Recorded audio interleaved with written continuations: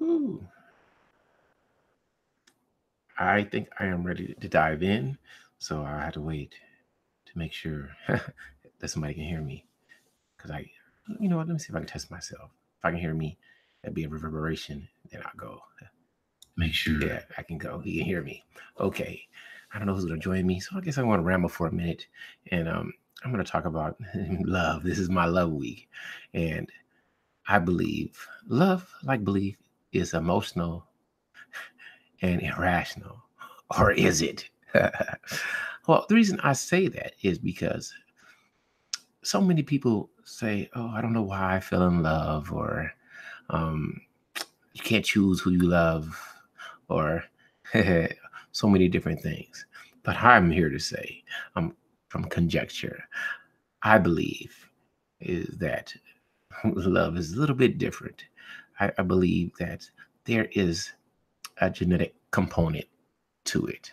Um, there is survival aligned with it. So, because of this, I think that love, like so many other things that can be observed and measured, can be rationalized, can be predicted. That's what I believe. Now, I could be totally wrong, and I would love to hear somebody else's thoughts about that. That's why I am having a hangout so people can get in and say what they want to say.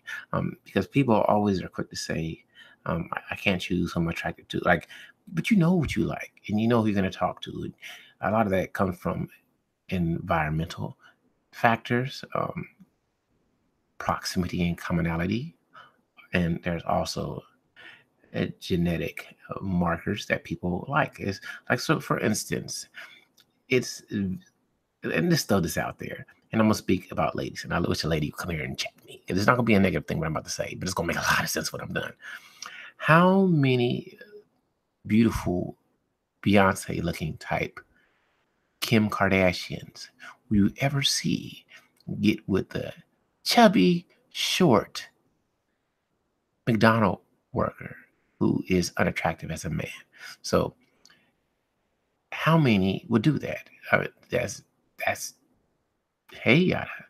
Hey, Dark West Films, my brother. Um, let me go start over again. I'm not start over, but I'm gonna go back in my circle frame of mind. How many? Okay, love, like belief, is emotional and irrational, or is it? And me, I would make the argument that, like people, you've heard the statement, "Attraction is not a choice." Um, Overall, it might be. Hey, Neon Eyes. This will be, this is the open hangout. So if you want to join, feel free, and we can dialogue. If not, I'm going to just be silly and talk about my belief. I think that anything that can be measured can be quantified and predicted to a certain percent. It's like when somebody says um, there's a 50-50 chance, that means it can be predicted. Out of every other event, what is a chance? I don't know the statistics out of my brain, but it was 50-50. That means every other one, you got a chance. That at least 2 out of 4 you're going to get. Or, you know what I mean? Or one, depending on the dynamics of it, how you want to calculate it, because I really don't study statistics anymore, stuff like that. I need to go back and do my geekdom. But that's the point that I'm trying to make. You can even predict the belief of what a person might have to a certain extent, depending on their ethnicity, their environment, their location, their friends. Because most people, no matter what they want to believe, are influenced by peer pressure, environment, and culture. So a lot of stuff that we like to believe is irrational can be rationalized, and that's what I'm going to say. But I do believe that most people love the feelings, and they'll dive into their feelings and become emotional and irrational. You can't help it that you like that 6'6" lean build, six-pack having $100,000 man, and you can't help it that you want to pursue him. Um, little Darius, little Darius, little Jaquan little D'Angelo, like the DJDs. They can't help it that they like and the voluptuous, curvaceous um, woman that smiles. That's just it can be predicted. Um, Most men are going to say that Beyonce is pretty, no matter what ethnic group, no matter what race. Certain these things that we say are irrational can be really rationalized and can be really calculated and predicted. And like as course, I was on a hangout, and in general, I will say this: most women, and not all, is always an aberration, an exception to the rule, would say that they want to be done with having children by the age of 40, and they would say some will say past the age of 35. So, and why is that? Because it can be somewhat predicted and calculated. Hey, what's up, Nikki? About you know why people make certain choices. So I just would love to have it. I'm always open, and you guys can tell me not to, but I kind of want to just drop the link in the chat and let anybody hop on. Uh, but I don't care as long as people are respectful. You can get on. I don't care, and if I think you're trolling, well, I can handle troll, so I'm going to do it because um, you have no options.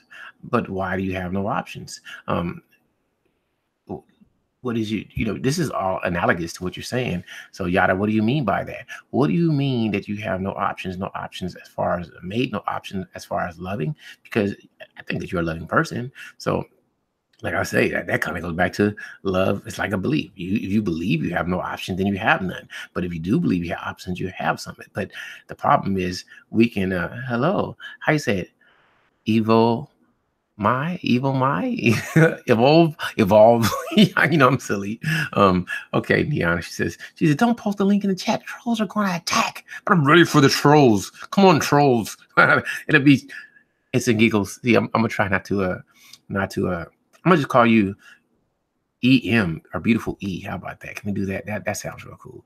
um um Evil my. So okay, I said evil my. Everyone has some kind of options. I totally agree. But like I say, it's too many people, in my opinion, is stupid. Too many people believe that it just happens. You just fell into it. But I'm telling you, a lot of times people get into situations. There's a reason you got in a situation. Maybe you guys are close to each other. Maybe you like a certain style and you know what you like, and so it can be predicted. It's kind of like several people say you have an imprint, but your imprint is based off of something. Where does it come from? So once people understand if you like a certain structure, because a certain, I like all ladies, say true, because but it's still a certain look that I like more than others. And if you know that, then you can predict, you can rationalize the type of women that I will pursue. Not saying it's right or wrong, depending on the environment. Okay, look, if let me predict something. So when let's say you have one man, right, in a society, and there's 100 women, what chance do you think is that the man would be monogamous? And vice versa.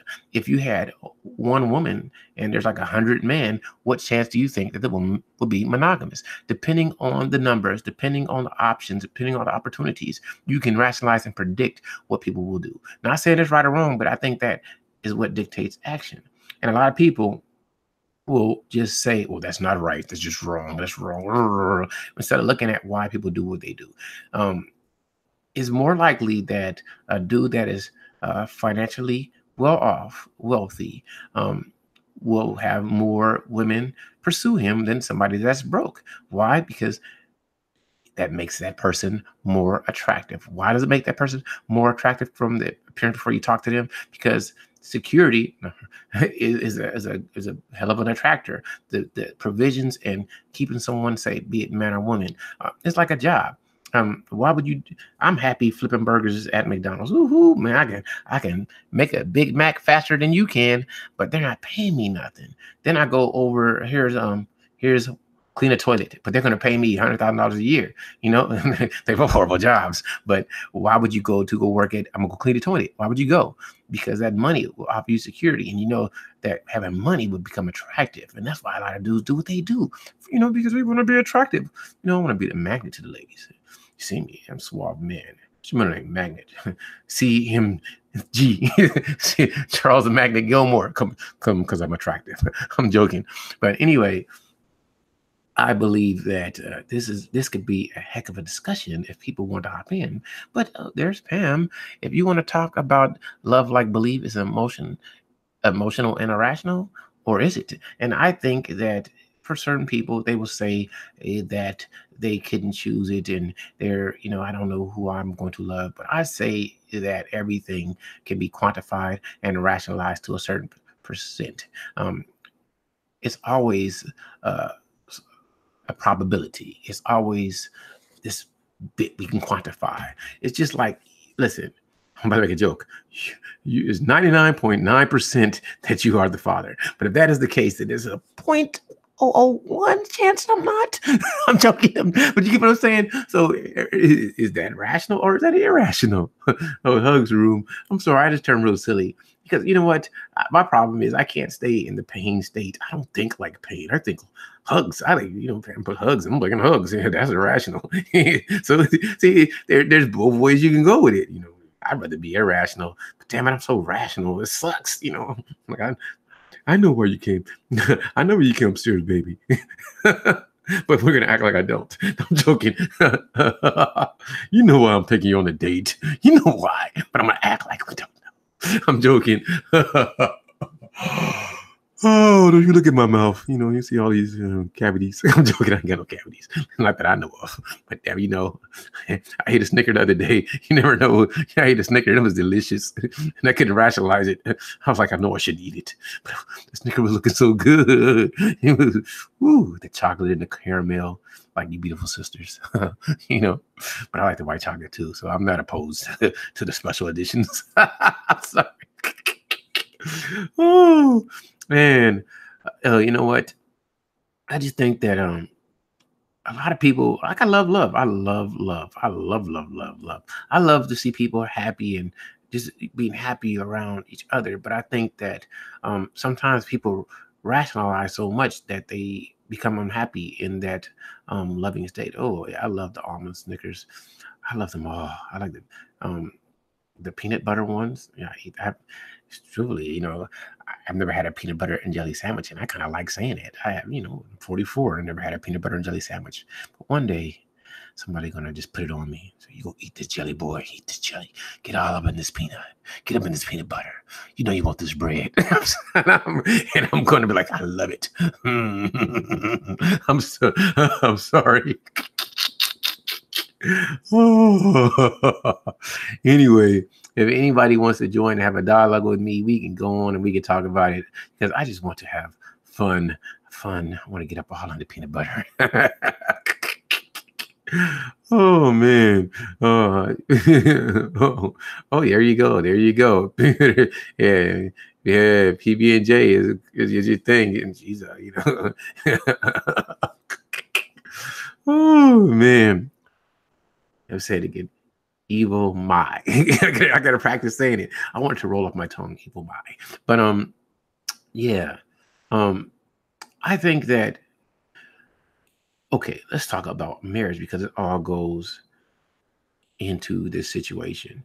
Do you think that people really get together? Because marriage is so prevalent. Like what, one out of every other. So 50% of people divorce. In the Black community, it's like 75%, something like that, right? So why do people get married if they know deep down inside there's a chance to get divorced? Do they do it because they are hope that they're gonna be that 25%? Are they irrational when they get married? Or it's one thing I would just love to know. I don't want all people who get married to make it last, but I think most people, like I've said before, most people have conditions with their love. I try to love unconditional, as long as you don't kill me, as long as you don't chop my thing off, be good. I'm joking, but I wish I understood it. Oh, you said I am love backwards. Oh, you got damn, God darn it, that's you got me. I don't get got much. That was good. I am. Yes, you are. That is awesome. Damn it, I'm stupid. That's awesome. I don't ever get got. I just gotta I usually always notice stuff like that. Why did I not notice? Damn it. Oh, oh man, that was real cool. That was real good. You didn't maybe want to go to the restroom now. Now I want to take a restroom break. I'm just joking. It was so funny. I almost want to go on myself, but I'm gonna. Oh man, you got me. Oh,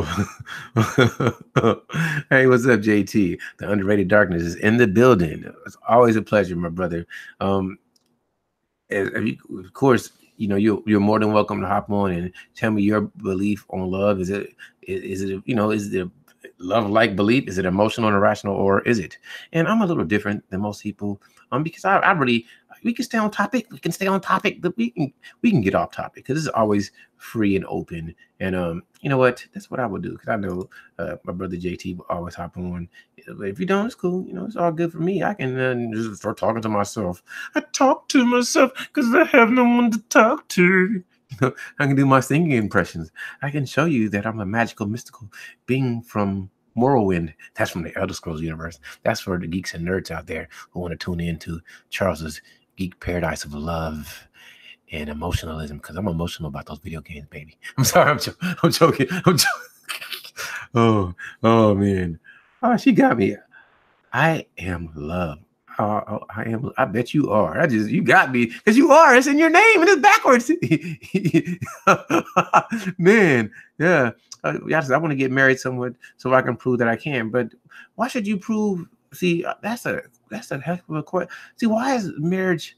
I know it's like success for women, just like a man becoming a baller. But why would you just somebody would marry you? Like it's but I guess it got to be attraction, and it's how you view yourself. Like I got to give BDS some credit because he got that scale. And where do you put yourself on a scale? Like I'm a working class man. I'm a working class man whose delusions of being a baller, but in my thoughts, I roll like a professional. So if I'm trying to get to that 100 octane guy, but damn it, it's hard to make a buck. I think I put up great content.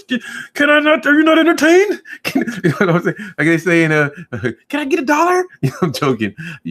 I got to do a lot. I got to become Kevin Hart or somebody before somebody want to pay me, man. I'm just being honest. Oh man, I'm sorry. But I think that for some people, love can be irrational. For some people, they're really logical with it. So I think when men get around 45, 50, and they are ready to get married, they're rationalizing it. And when women get around 35, and they're like, "It's time to get married," is rationalized. But when you like 18, 19, 20, I just love him. That's irrational. So you really understand it. But even though the outside observer can predict it, this is why, baby, we know why you're doing it. Because right now your hormones for both men and women, your testosterone, your estrogen, and your oxytocin, and your whatever other ones I can't think of, serotonin, they're all bubbling over. They're making you want to connect.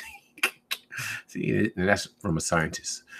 I don't even know. Because do you know why I say 45, 54, dude? Because that's when a man really starts losing that mojo. Not always. Some brothers can be classy B is in the place to be. I gotta stop and do a dope MC. No, I'm joking. But anyway, the reason I say around 45 or 50 is because if a man has the desire to raise children, that's usually when he's at that economic financial peak, and he can probably get the best option. Because no matter what ladies want to say, hey, you want the provider, and right then he's usually at the epitome of his financial game. My name is Charles Suave, and I own these 5 businesses, and I can provide for you. So even though you didn't want me when I was 21 and still handsome, you were like, too broke for me, baby. But I'm not broke anymore, baby. Not anymore. And I wear bespoke suits that Classic B taught me to wear, and I got it measured, and I got it done in Newport Beach, because that's where the rich people go. If they're not going to Malibu, and yes, we can have a yacht and mansion. So come on, come on, come on, and I don't worry about gold digging because I can afford to be dug in gold. I'm joking, but you get the jokes I'm making. So that's why dudes around 45 and 50 will somewhat slow it down, but it depends. It depends. I'm just dumb. That's why they got a new drug called Viagra. What's up, brother? What's up, Charles? Oh man, I'm just having fun talking, and feel free to say what you want to say. You know what? I need to go do a quick little 2 minute break, and if you could feel free to tell your thoughts on what you believe about love, like believe is emotional or irrational, or is it? Tell me what you think. It's all of it, but it's all of it to me. I think that sometimes we rationalize too much. Sometimes we don't let nature taste its course, and and then at the same time, we let a certain roles get the best of us. Oh, I don't supposed to do this because this system. Oh, I'm supposed to do that. Nah, you know what I'm saying. If you're getting married, you gotta understand it's not about you. It's not about you no more. It's about both of y'all together, share things together. And then if you're not, and I always told man and woman, if you're not gonna do that, stay single. Even in a relationship, if you're not all about giving yourself to others, to the next person, or vice versa, stay single. Oh, That's it. uh, I made a pit stop real fast. I was like a flash, man. Hmm. You can't see it. I was moving. I was like, time slowed down, and I ran into the restroom. Sorry. So tell me this: the underrated darkness. How can you? Is it easy for people to notice when they're being irrational when it comes to a state of attraction or love, or do you think that they think that they're logical at those points? Hopefully, it makes sense. The question I'm asking. It really depends on the person. It really depends. Maybe they are some people never experience it, so they take it irrational. But you know, I said to each his own. That's the way I look at it. I don't the people I tell like if you don't want that attention, state that you don't want that attention. But if you want to be noticed, that comes with it. That part of that attention comes with it.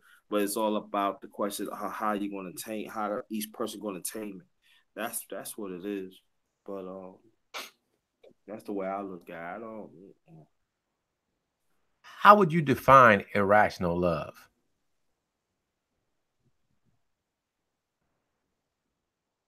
How do I define rational love? Or When how do you two, find when two, irrational love? Irrational or irrational. You can either one. It doesn't matter. there's some people that are rational. They go crazy up their feelings and stuff, or they take their feelings to a extreme. And then also you got certain ones. You got some ones that they in tune with each other. They similar to each other. They willing to symbolically to love unconditionally with each other, to respect each other. You know? What is the extreme? You said they go to the extreme. What do you mean by that? Can you elaborate on that? And sometimes says there are some that instead of they love you as a human being, they love something else about you. Maybe they like the way how you dress, or they love the way you sex them, or they like the way how you talk. Instead of respect you as a person. And so sometimes that extreme feeling, sometimes it's not good. A Okay. separate person as a whole. I think that it is, and understand each person have flaws Okay. and learn to work with it. Okay. Is it? Do you consider it irrational for this? Is I wish a woman was here because this is a question for the ladies in the chat, and this is for you too. Is it a? Okay, I mean, you gotta see my face because I'm gonna make a joke about this one. Um, I've done a joke. If you guys don't know, I got an Instagram, Fun with CG3, and I make a lot of jokes on it. But I want y'all to see me when I do this. So hold on, if I can turn the camera back on, I get confused with the buttons. I can push the button. There you go. So is it irrational for a woman who's extremely attractive and dresses sexy? To think that I really want to, like, I'm different because I really want to know what you think.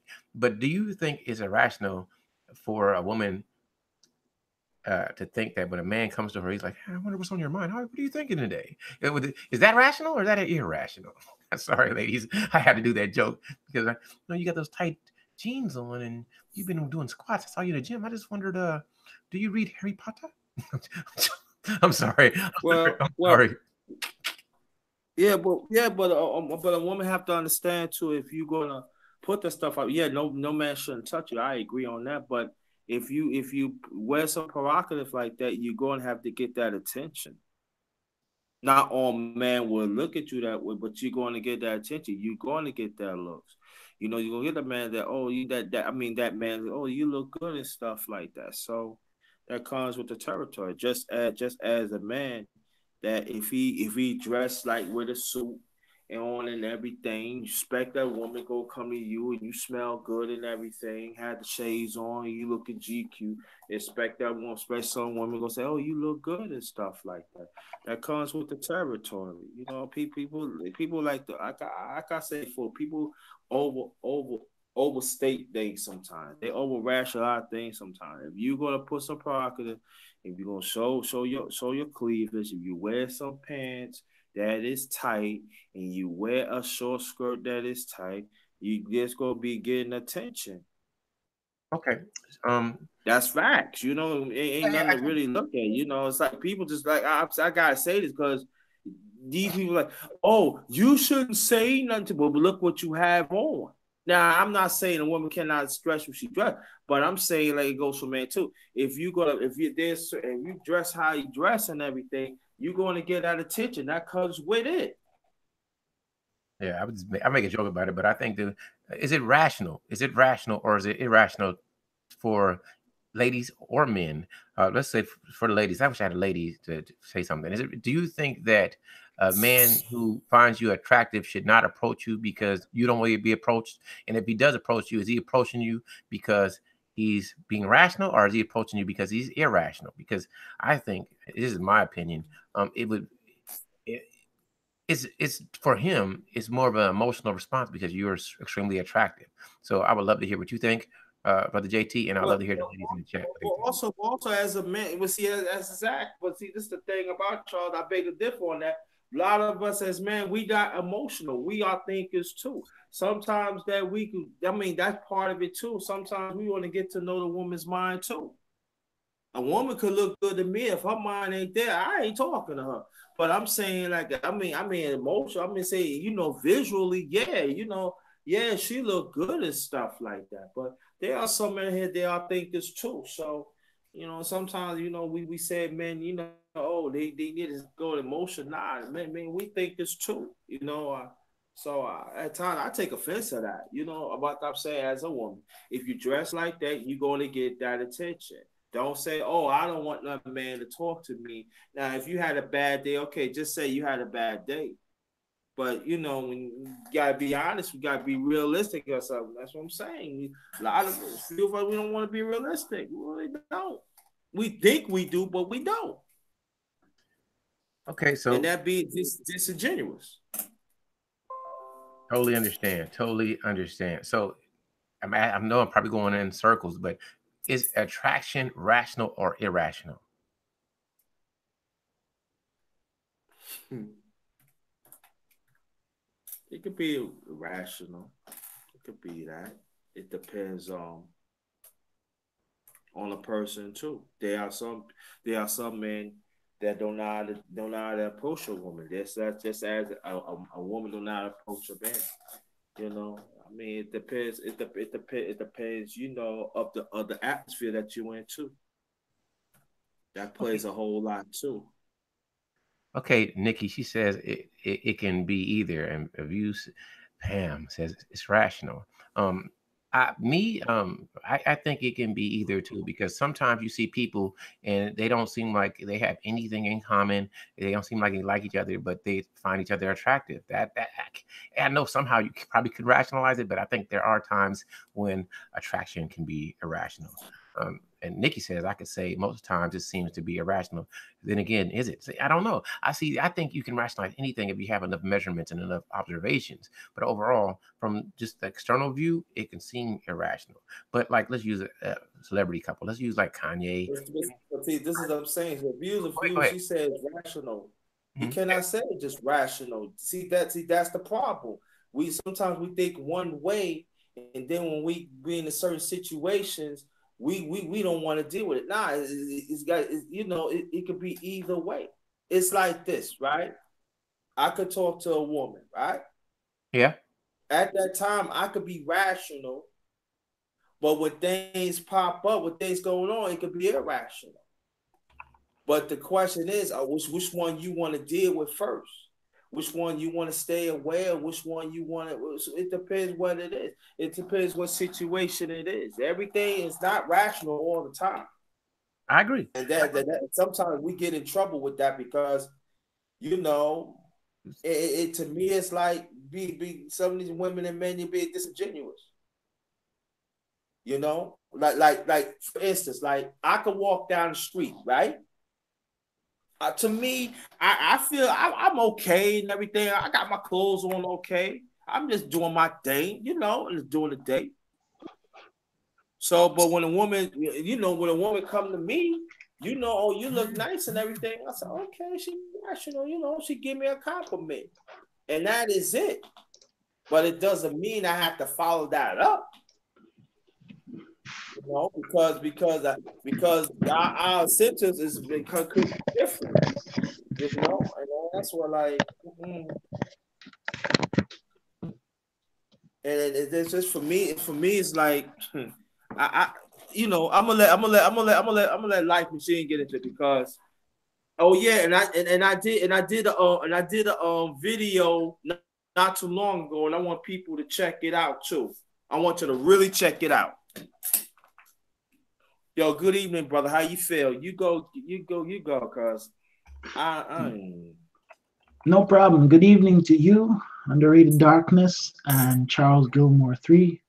Thank you for having me, and shout out to everybody on the chat. I just heard a little piece of the conversation in terms of the clothing that people are wearing and the attention that they're getting as a result of it. So, Charles, if I can comment on that, please do give me the go ahead. Go ahead. Okay, no problem. So, what I've noticed is that when people dress well, they feel good. You've probably heard that expression where they say, you look good, you feel good. So, a lot of times people will put on certain clothing to feel good and to look good. And there's nothing wrong with people presenting themselves properly. Now, in terms of the whole complimenting thing, I say this to any guy in any workplace: leave the compliments out. If you're in a workplace, do not try to approach anyone, do not try to pick up anyone, do not try to compliment anyone. okay. You Can have I ask you a question, LAP? Can I ask you a question? no problem. I mean to disturb you. If you're going to say that, right? And I agree that, should that apply to a woman too? Because when I see where I work at on the workplace, I see some women approach men in that way. Then when the man say, listen, this is not an appropriate place, they call him a punk and call him certain things. I want to know if does that apply to a woman too? Absolutely. Absolutely. In the Okay. workplace, nobody should be picking up anybody. And in fact, if it's a workplace that I owned, the reality would be both people would be removed. If I run a company and find out that people are trying to get with each other, both of them have to go. It isn't the place for that. So, in continuation, people dress generally to feel good, both male and female. You're a guy, you're going out somewhere, you put on some nice clothing, You're a female, you go out somewhere, you put on some nice clothing, no problem. But ultimately, people need to respect one another. And here's what I'm going to say about certain statements: people are going to respond to certain people more favorably than others. So people have to keep that in mind. Darkness might see somebody and say something. It could be inappropriate, but that person likes darkness. Whereas I might say something and it could be appropriate, but it can be a problem. So it's a situation in which people are more receptive to people that they like. Okay. Are you finished, Mr. LMP? Yes, sir. So, okay, I understood your points. I always respect your opinion. However, overall, what is your belief on love? Is love more rational or irrational, or can it be both? Just tell me your thoughts on that. Okay, so a lot of people get it confused when it comes to love. There is love and then there is infatuation. Many people are infatuated with other people. So to me, love is something that is pure, it is not self serving, and it is a real emotion, a natural emotion. But then you have the things like the infatuation, the lust, and things like that, and people are mixing that up with love. So there's a big difference. There's a genuine love for people. I'll give you an example. There are some families that no matter what, they stick together. So they have a genuine love for one another. So it's a situation where if you attack one of them, all of them are going to attack you. So you have some situations like that where there's a genuine love for one another. Even in some marriages, I'm not saying all, but even in some marriages, there is a genuine love between the man and the woman, and they're willing to work together and they're willing to do what's beneficial for the relationship. For example, in a family where there is genuine love, you'll notice that there isn't the fight for power. Each has their strengths, each has their weaknesses, and they work together. For example, let's say the woman's strength is to manage the money. She manages the money. Let's say the man's strength is to keep the house on the outside clean, cut the lawn, things like that. He manages that. So, in a loving environment, it's a situation in which people are working together and they truly want to be with each other. A lot of people are basically out there and they are essentially in conflict with each other, and other things that come into the picture really, like somebody said, the lust comes into the picture and the infatuation. A lot of guys are infatuated with females. Simple as that. Go Okay. ahead. Oh, I want to say hello to Neon Eyes, one of the most awesome people, person, beautiful voice, great spirit that you will meet on these YouTube streets. And I just want to say thank you for joining us and giving us that awesome perspective that only you can give. Aw, thanks, Charles. Hi to everyone on the panel. Peace, Hello. peace, Queen. So I want to I know you know what's going on in the NI, so feel free to speak. But somebody asked, Classy B asked a great question, and I want to just before we go back to the topic, it's still part of the topic. He said, for everybody in the chat, what are your thoughts about loving someone from a culture that is not known for being open to outsiders? Is that considered irrational? And I think that's a great question. So please, everybody, feel free to get their thoughts, and I'll give mine last. Oh, Leon Eyes no, go first, ahead, but Leon. she hasn't I'll wait. spoken. So I would love to hear what she has to say, if she has any Well, thoughts on it. yeah, well, I first wanted to say, at the beginning of the stream, the first thing that popped in my head was how some people can totally be infatuated with someone and like mistake it for love. Um, like for example, if you're dating someone and you've known them for like a while, you can kind of be in love with the idea of them and not really them as a person or their existence, like the existence that you guys share together, the connection.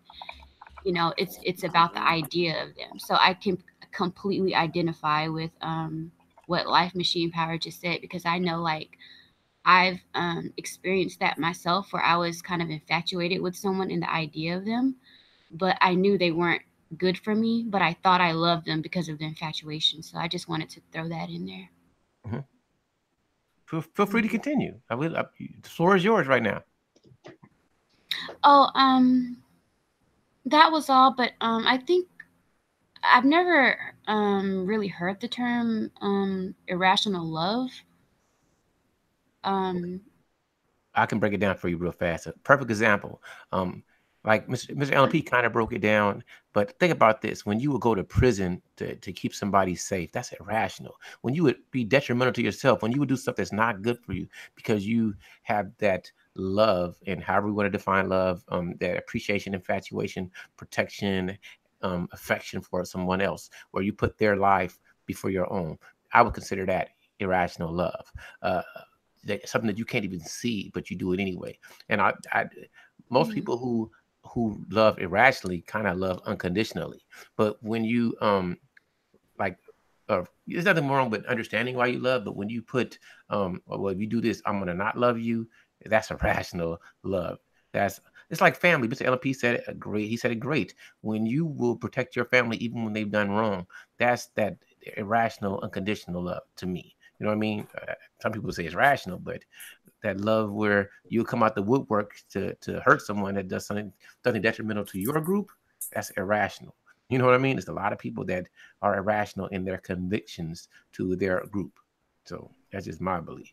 But brother JT, go for it. Yes. Um, all I can say that I really don't want to deal with that, but the brother the one asked the question. I feel, yeah, he says a gentleman, and I understand that could have put that question to the sisters too. You know, I think that there are some brothers that I'm gonna ask this. I believe there's quite a few brothers that they love black women in this country, but also there are some brothers that sometimes they have personal business endeavors that they seek out African women. Just as that's like I said, just as the same question should apply to sisters too. But I think he meant it as such. I think he was just saying it in a general statement, and it's for everyone who's in the chat that Oh, he chooses said to. no, he said gentleman. I No, read it right. He says no, gentleman. listen to me. That's what he said. He said, I'm specifically referring to loving an African woman as a black man because he's a black man and he's using his own perspective to ask the question. So it's really for everyone. Oh, But okay. But I see gentleman. That's what I see. So okay, that's what I'm saying. okay.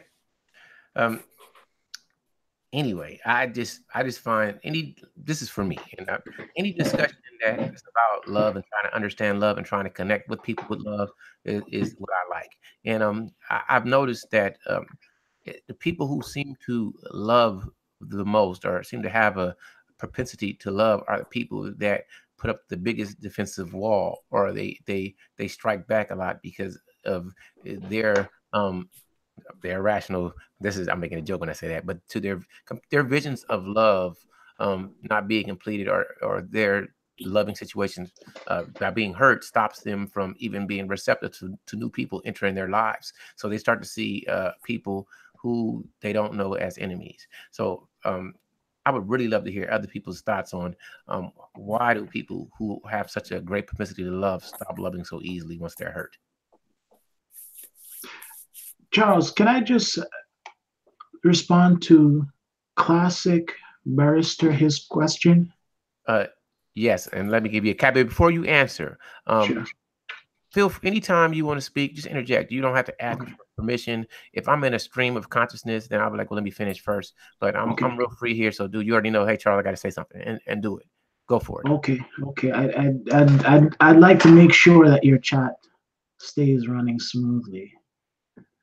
Okay. No problem. So, with regards to what classic barrister had written, where he said, "Great discussion, gentlemen. What are your thoughts about loving someone from a culture that is not known for being open to outsiders? Is this irrational?" And then further down, he goes on to write, "I'm specifically referring to loving an African American woman, I mean, African woman, e.g., Ethiopian, as a black man." Just a moment. It's a black man. Here's what I can say to him: you're black, they're black. I thought it was something different, but you're black, they're black. So you have that in common. Now, a lot of East Africans generally stick with themselves.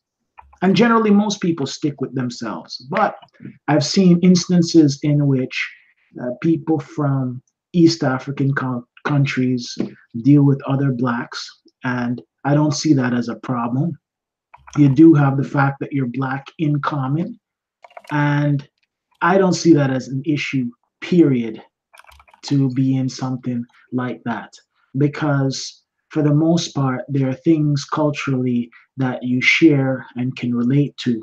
It does become a significant challenge when the person is from some other ethnicity with a completely different culture and things of that nature. Then it becomes a massive a problem in a lot of situations. But to me, when I read what you're saying, I don't see that as a problem.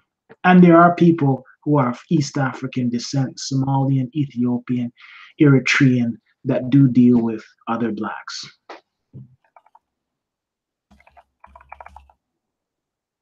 Oh, hold on. Okay. I see Brother JT dropped out. Can you guys hear me? Yep. So, Neon Eyes, can I ask you some questions? Of course. So, when you loved and somebody didn't love you the same, did you did you think you were thinking rationally, or did you in your mind say, I'm not really thinking straight with this one, or did you even care? I cared. Um, I think sometimes I felt like I was being irrational with myself. Mhm. Like, but I was conscious of it, but I don't know, like love is such a strong thing. Like, but I knew it was there. I knew the person didn't love me back, but um well, didn't love me the way I love them. And This is interesting. So, how did you want them to love you, and how did they love you? I guess I just wanted them to express it more physically. Like be more affectionate and be more vocal about how they felt and things like that, but they just weren't into it. They weren't on the same frequency as I was. And I don't know, because like maybe they did love me the same, but they just did in a different way, because everyone loves differently. But um I just know that there was some kind of disconnect there, but Okay, so I don't know. okay, this is gonna sound crazy. This is you're gonna make it interesting. How long does it take for you to know that a man loves you? How long does that take? And how does he show it to you so you understand that he loves you? What would make you feel the love? What would make me feel loved is how, first of all, I would pay attention to how he loves people around him, like his family, his friends. But um what would actually, I guess, show me that he, I hear an echo from someone. But what would show me that he loves me is the way that It must I be keep Brother hearing an JT. Get echo. your mic, Brother JT, because you just hopped on and the echo came. So But what would show me that he loved me was how he protected me. Um, how he nurtured me, like when I'm down, or when I'm depressed, how he cares for me. Um, how he teaches me, how he guides me. I mean, how he chooses to deal with me in my emotions, especially at my most fragile and vulnerable points. Like how does he he deal with me, and how we share like intimacy, because like there's different forms of intimacy and things like that, like how into it he is, and things like that. So Here's something I'd like to add. Take a look at Donald Trump, for instance. And when you look at that man and you see how he behaves, and you look at the things that he says and does,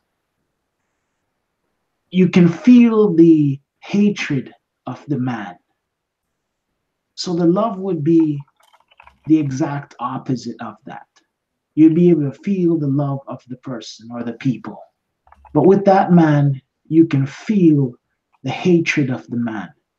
You can feel the dislike of the man. You can feel he gives that off. So that to me is really what the love is about, the vibe that the person gives off. Without a question, Trump is the easiest person to read in the government because he gives you that vibe, that energy. yeah, I mean, when you're around people, you absorb their energy whether you know it or not. Yeah. Mm. Yeah, and go more on that point. We have to understand too. We gotta stop talking about individuals. We got to talking about the association too, because go into Trump. Trump also had people that had adopted this hatred, and we cannot let them slide either. And there is a trigger down of hatred that if you're not a strong person of convictions and loving, you're gonna get caught up with that too. And there's a pattern that really happens. Well, Charles, I'm going through something right now. What happened to me in the past. I mean, a few hours. I want people to go check out the video. And I want to thank you so much to get on it and everything. But I want y'all to check out the video that I did and everything. And I'm gonna say this to sisters: when you have a black man that is trying to do the right thing, don't disrespect him. Stay with him. Do whatever you can, because if you keep on doing that, you're gonna scorn lot of great brothers out there that is trying to help, and call these sisters out. And then brothers, if you're not willing to call the stuff out, don't even come to me. You are not a brother. At the same time, But thanks again, Charles. I'm gonna get off handling my business and stuff. But thank y'all so much. I very much appreciate it. All right, Peace. all right, brother. Bye, JT. Um, for me, I don't know if people think like me, but I'm always trying to connect with love, and I want my sisters and my brothers, everybody really, because everybody my brothers and sisters, but I want my group to be able to talk to each other without venom and hate, and the best way to do that is to talk about love and see how we can connect with love and have love for each other. If we can love each other, then we can love others, and I. I'm trying my best. I'm gonna keep on working on it to try to be as respectful. I'm the most silliest, foul mouth, saying crazy stuff person on the planet Earth. But in general, I really want to respect you. And if you let me know that I'm doing something that you find to be disrespectful, I promise you, I will not disrespect you. I would rather end the dialogue than disrespect you, because I don't really tolerate, because I'm oblivious, so I let it go. But I would not tolerate in my personal space somebody being inappropriate with me. So if you let me know, I will never do that to you. And I hope that any sister that ever listened to me understands that, because I'm not, even if we disagree, I'm not coming at you like you're wrong. I'm coming at you like, well, I don't understand. Can you tell me why you think like that? And where did your experiences come from that led you to the point that you're at now? And that's the first thing that we need to know. So even when it comes to love, the way I look at it, when you're younger, like you say, it's more of a lust thing. It's more that uh, emotional pushing you to do things. And you can, this is going to sound all perplexing and crazy, but hopefully it makes some sense. You can find somebody, and through rationalization through understanding grow to an irrational love, meaning they're so great to you. You see their loyalty, they are committed to you, and you feel that I will be irrational when it comes to protect this uniqueness that is not experienced by many. And hopefully my illogical logic makes sense, but that's my perspective. I believe even though we can quantify and rationalize stuff and make a educated decision about the best opportunity for ourselves, it can become so great that we defend it irrationally. And that's one thing that I think. I would love to hear other people's perspectives about what I've said. Did it make sense? Did it not make sense? Go ahead and say what you want to say. It's free. Okay, in response to what you're saying, just a little bit off topic, I've sent you an email with regards to your request, Charles, so that you can go over it and review it. And then from that point on, I will just basically get rid of it. You know what I'm talking about. Yes, sir. And let me just a second here. Let me. Okay, I've sent it right now. Let me know if you've gotten it and if it works. And the reason for it not being there is because what I'm trying to do is essentially have things in such a way that it's more productive than anything. But in any situation, it's important to take notes and learn and see where you can improve. So that's that. And I've completely lost track of the statement you made previously. So if you could just reiterate on that, I'd appreciate that. What I was saying is, uh, you make a rational decision to choose a significant other or a lover, and because you say, okay, this person is going to be the great mate, you rationalizing your love. They're a provider, they're a protector, they're a nurturer. You rationalize it, but when you connect with them, your the true super love develops, and you become irrational in protecting that love. Meaning you would die, you would give up body parts, you would do something that you would not normally do because you want to protect that love. So I'm saying it is possible for some love that started off as rational to move to irrational. And my question to both you and Neon Eyes would be: do you guys agree or disagree with it?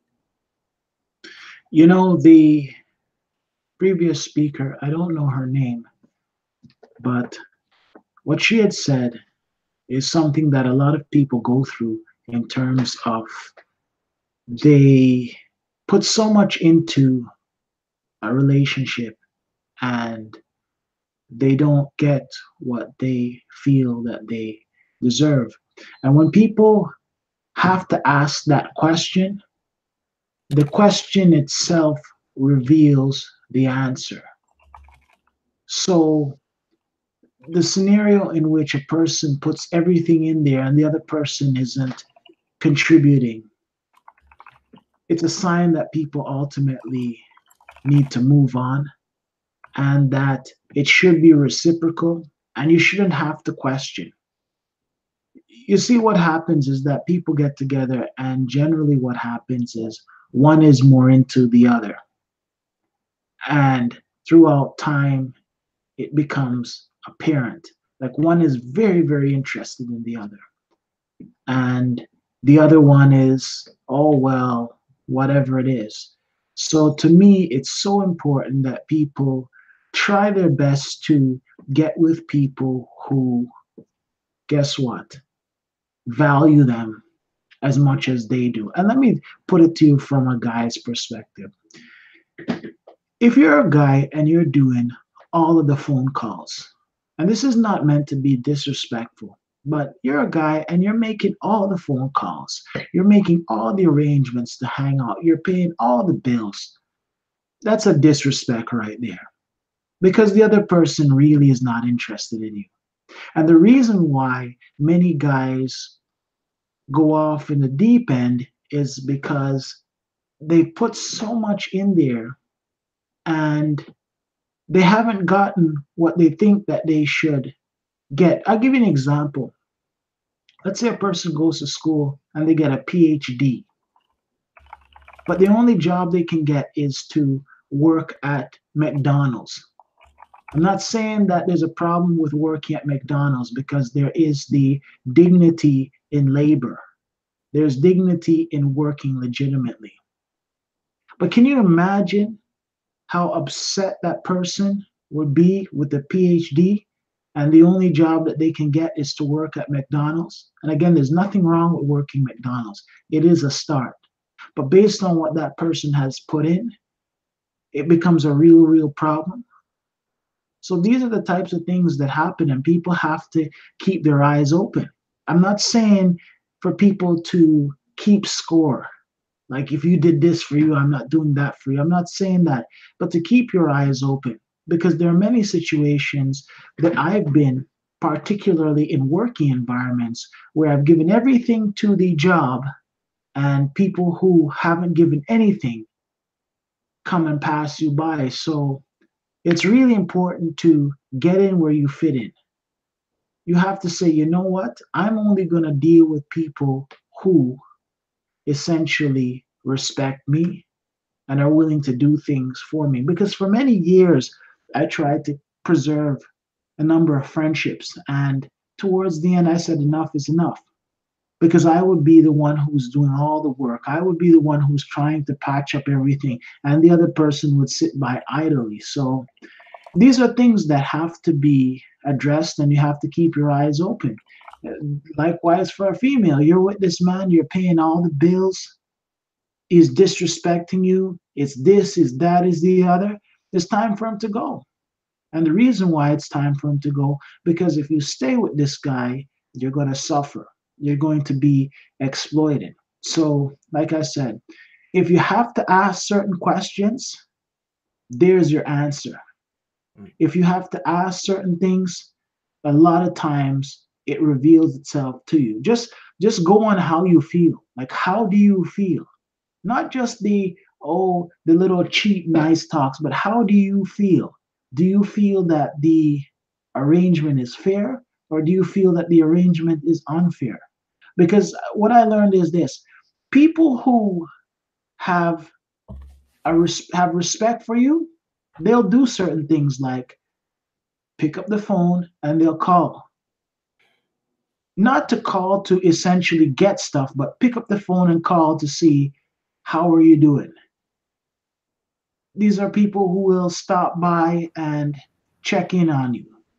These are people who will do things for you. Maybe they go somewhere and bring back something to you. So it's not just material things, but how people deal with one another. Can I add something to that? Sure. I was gonna say, I think for me, it's more of, I think like the more that I mature, I'm starting to understand like the difference between feeling something and knowing something. So for me, like I think like what you said, like as far as like going by how you feel, I think also that's a small part of it, but I think you have to go off of also what do you know? Like, well, I know this person doesn't come visit me when I'm sick.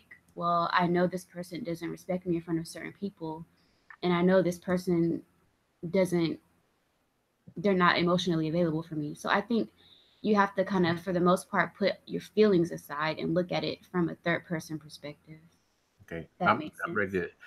It makes a lot of sense. I'm ready to jump in now. But yeah, Go ahead, continue. I'm But sorry. you finish, I'll No, go. I wanted to answer your question from earlier about irrational love and like, do you agree that it's something like I think it exists every day? Um, and I kind of wanted to share the reason why I think so. Like, I know it exists every day because there was someone who used to be in my life, and she was married to someone, and he cheated on her. Mind you, like they were married, they have children together, and he decided to step outside of the marriage and cheat on her and have children with someone else. And he decided eventually that he would go and move with this other person that he cheated on her with. And so I think the irrational part comes into the story. She decided to, the person who was in my life, she decided that she would take it upon herself to go salvage, their relationship or lack thereof or whatever. And so she went down to Dallas where he was with this other person, this other chick. And There's background noise. Sorry, let me mute my mic. Sorry. So she proceeded to carry herself and two of her girlfriends down to Dallas, where her husband was with this other chick, and they jumped this girl. They broke into her house. They jumped her. They beat her up really bad. I mean, just bludgeoned her. They destroyed her place of dwelling, and They forced the guy to get in the car with them and come back to Austin with them. So it's like that was her way of. So when you say irrational love, I think that that was pretty irrational because, like, for one, it just goes to show one, you lack self control, and two, like, who does that? Like, that's like the type of stuff that you see on like Snapped or those Fatal Attraction love shows or whatever. I don't know. You get what I'm saying? Like, so I think that was a case of irrational love. Like, she was so in love and so like willing to save what she thought they had that she went to where he was, and she caused like chaos and catastrophe when, I mean, it really was nothing to really salvage. I mean, if he's obviously if he's there and not with you. You know, it's interesting that you mentioned that because I know of a guy who did something very similar to that. But this guy had his own set of psychiatric problems. He's one of those guys who doesn't feel he's good enough on his own. And I say this to say that any guy who throws money all over the place, with the exception of a guy who's trying to build up a brand, is really a problem. So what this guy would do is he would I disagree. smother. Go ahead, I want sorry. you to know that I disagree with that statement, but I'm gonna let you continue. No problem. So what he would do is smother women with money, take them out on trips, vacations, buy them all kinds of things, and just basically give them everything financially. Because to me, he didn't have any substance outside of the finances. So he would do all of these different things. And the girl he was dealing with tried to get away from him and wasn't successful. He would do things like he would stalk the woman and all sorts of nonsense. And she finally got it out there that she didn't want to be with him anymore. And she had moved on to another guy. Each person has the right to move on. If they want to move on, so be it. Not my decision. There's nothing I can do if a person wants to move on. So she decides to move on to a guy who was a personal trainer. This guy teams up with two other guys and they take a bat and they break the guy's leg and they run off. I'm saying this to say that you do have these people out there. And in his situation, the way I perceived that was he was more infatuated than anything else. So if he couldn't get her, nobody else should have her. And he would do all sorts of nonsense and things like that. And the woman really, really tried to say, look, this is not for me, this is that, this is the other. But he'd always be trying to throw his money around. So go ahead, Charles. Well, listen, man, this is my difference between most people. First, love to me does not have to be reciprocal. Now, if you want reciprocal love and if your feelings or emotions get hurt because somebody's not doing for you, then that's your own personal issue. Because if you love and if you love unconditional, it doesn't matter what somebody does or doesn't do for you. Because if you're waiting for somebody to make you feel loved by what they do, then you need to learn how to love yourself first. That's my first statement. And second, I'm not here to judge anyone. I disagree with you when you say when a man throws his money around, it's not a good thing because maybe that's all he can do, and that's probably the best he can do because everybody is not capable of doing everything. So I'm not going to belittle or shame or say something is wrong with somebody for doing what they do. Now, I don't disagree when you say you should let people go. If somebody wants to leave, leave. However, I do understand that a lot of people are insecure and they don't. They're envious love other people. Um, and when you're jealous and envious of other people, you try to restrict them from getting what you think is yours. And I don't ever think is that um, anyone should ever try to force somebody to do anything. Is That's a very, very a negative thing. Now, uh, I know most people don't think like me, but I think that first, making a lot of noise. You put your thing on mute. Yes, yes, sorry, just a second. So, what I think is this. Um, First, you got to love yourself. You got to know what you want, and you got to communicate what you want to other people. And if somebody doesn't want to give you what you want, then you move on. But it's cool if you want reciprocity, and I think it's a beautiful thing. But if I'm going to love like I should love, and if I'm going to love unconditionally, then if I choose to love, it's not about what you do; it's about how I feel and what I want to do with it. And that's pretty much all I got to say. Interesting points. I understand what you're saying with regards to that. In the confines of something like a marriage, the way I see it is that there ought to be reciprocal love in a marriage. Outside of the marriage, it's a lot different because the stakes aren't the same. But inside the marriage, the people should work with one another. There's so many marriages that I see just from the outside, and I can see the people involved, and they truly are in pain. Many of the men that I come across, somehow their marriage comes up, regardless of whether or not people ask about it. And a lot of the men I hear say things like, believe me, don't get married. Believe me, don't do this. Believe me, don't do that. I'm not saying that every marriage is awful, but many marriages are really just a hangout like this. Mhm. Many marriages don't have the substance to it.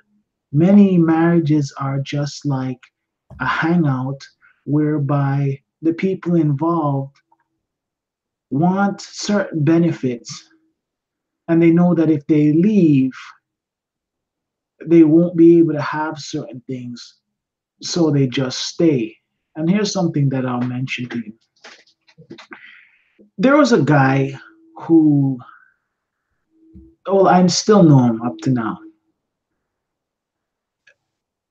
He got this woman pregnant, and at that stage, she was about to have the baby. So he's talking about it. And the way he spoke, and I said it to him, the way you're speaking, I know that this isn't the woman for you. And he says, how do you know? I said, because the woman that is truly for you, that you're truly interested in, you would have some enthusiasm. So now they're together with the child, they're not married, and at the same time, they're just there. So he says to me, it is what it is. I said, so you're not happy? He says, well, it is what it is. I said, so what's the situation? If you're not thrilled, leave. He says he's not going to make the first move to leave, but if she wants to leave, she can leave. To me, that's a nasty way to live. Okay. Neon Eyes, do you have anything to add? You've been quiet for a while. I'd love to hear your thoughts. And if not, I can ask you questions. I don't have anything to add. Okay. Tell me this, Neon Eyes. This is one question. Do you believe in unconditional love? Mm, I do. Um, but what is your definition of unconditional love? Uh, Me, unconditional love means that no matter what goes on, you're going to love them. That's unconditional. You don't put conditions on love. It's I self-explanatory. think, yeah, I think it exists, but I don't think every person is capable of that. I mean, mm,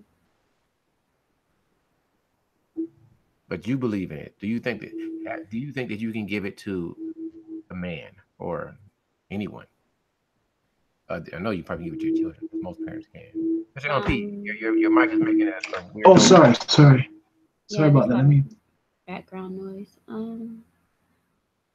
I have in the past. I can't really say right now because I haven't dated in a while, and I don't really know like what I would do until I'm really in the situation. But I can say that in the past I have.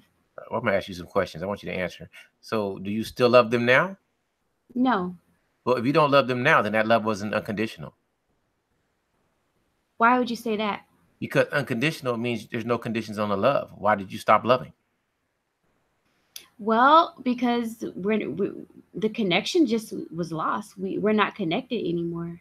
I mean, You understand what I'm saying? Like, okay, if it's unconditional, it doesn't matter. Like some people, unconditional love means it's like, let's use religion, like God or Jesus. No matter what you do, Jesus loves you. If you believe that, God loves you, no matter what you do. That's unconditional love.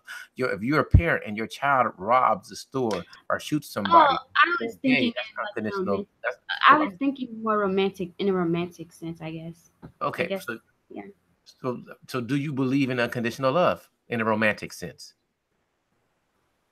I do. Have you ever experienced unconditional love? From someone else, like someone loving me unconditionally. However, which way. Have you ever loved somebody truly unconditionally, or has somebody ever loved you unconditionally? Speaking in terms of romantically, I'd have to say yes. Someone has I would say giving me like unconditional love. Okay. Now, the reason I say that because a lot of people say they want it, but I stated before, if you love unconditionally, you would love them even if they hurt you. You might leave because it was painful, but you would say, "I still love them." I've met men and women that say, "And I love them to this day. They were just bad for me, and I dream about them, but I knew it wasn't a good environment, so I left. But I still love them. If they needed me, I would be there." That is unconditional love. Now, a lot of people say they love, but they really don't love unconditionally because as soon as something goes wrong, you're out. You're out the door, and that's even though people don't really think about it. That is rational. When you think it through, that you know this is not good, then you're being very rational with your decision, and that's a condition, and you're leaving because you've done something negatively adverse to me. So, and I'm gonna go back because Mr. LMP said something, and I understood what he meant when he said you want a reciprocal relationship when especially when it comes to marriage. However, he was saying that if a woman doesn't give the man money, I may take you out of context. I don't think he meant it like that, but I say this: if I have a wife and we have a situation, or however our marriage works. If her job is to just keep the house clean and I pay all the bills and I do this, she don't have to give me nothing. I don't expect her to do anything except what she is obligated to do for me. Now, I'm not saying that she can't do more, but I'm not going to say, you're not a good woman because you're not giving me, you're not paying for the meal. Because what if I'm the type of brother that I say, I want you to stay home and be a housewife and just raise our kids? Right there, you making me feel like you're doing your part because this is all I ask for you. And that's why I go back to the dude that has a lot of money that just throws money because he you don't know he could be doing so much with his life that all he can do is throw money. And that's all I have to say. Hey Nikki, she fell back off. I thought she was going to get on her and talk. That would have been cool. But anyway, so Mr. LMP, have you ever? Do you believe in unconditional love? I've heard of the concept, but a lot of cases there are conditions on many things in this life. There are conditions on so many different things. I've heard of that, but I haven't experienced that personally because there's so many different conditions on these different circumstances and people. I've seen people who are married and somebody loses their job and basically the marriage is over and very quickly. I've seen instances in which somebody is unable to contribute, sometimes no fault of their own, and the relationship is over.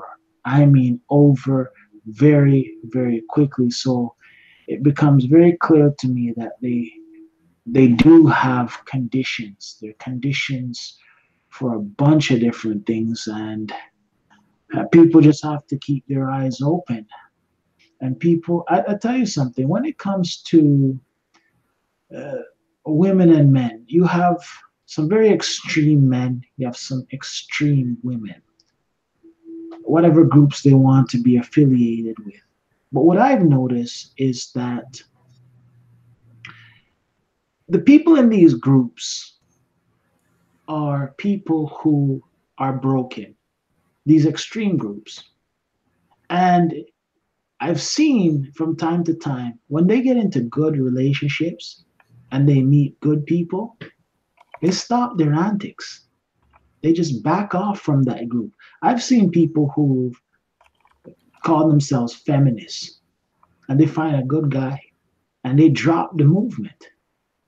I've seen instances where people, guys say they're in MGTOW and they find a nice woman and they drop the movement. So a lot of them really would back off of these things if they had the right person in their life. I understand. Um, Hello, Nikki. How are you doing? Maybe her mic is not working. But anyway, Oh, my bad. I was muted. Hey, guys. How are y'all? always great. Hello. Hi, Nikki. Hey, Neon. How you doing? Good. How are you? Good. So my co-host, is great to have you back on the panel again. So I just want I you. know. It's So been forever, right? yeah, I've missed you. I'm just happy to see you. And I'm like, woohoo! Happy to interact with you. So just feel free to dive in. You already know what the conversation is about. I can ask you questions, but I want you to just go ahead and say what you got to say because I know you got to say something. And then after that, I'll dive in and investigate you. Well, I just wanted to comment on the conditional, unconditional love thing. I used to believe in it before, I came on YouTube. And I think it was Zoe Williams who kind of broke it down to where I understood. I don't know if unconditional love is realistic. I think unconditional love is irrational, especially considering most people do not love unconditionally. I mean, I know it's possible. I've seen some people do it. I've seen women love men no matter what they do. I've seen, vice versa. But I can tell you right now, my love is that it's plenty of conditions on my love. I love you until you mistreat me or make me feel unloved in any type of way. I think I mentioned before, I think it was yesterday in your chat, I love my dog until he bites me or turns on me. Then his ass has got to go. So, I don't know about unconditional love. I think it happens, but I don't think it's as prevalent as we think it is. I totally agree with you. So, Nikki, I want to ask you a couple of questions. How do you how do you define love, and how does a person show you love? I don't even know. I have never been in love, well, romantically. So, um, I guess for me, you need to say it. You need to make me, let me know you love me and you care about me and all the things that you love about me, but also through your action, but whatever action you're doing to show me that you love me, it needs to be consistent. So for instance, I have a friend, we're not in love, but we love each other. And I know he loves me because there hasn't been a time where I didn't call on him and he didn't show up. And then, of course, he has told me he loved me and cared about me and stuff like that. He has gone out of his way. He has inconvenienced himself to make sure I had, whatever it was that I needed. And yeah, that's all I can think of right now.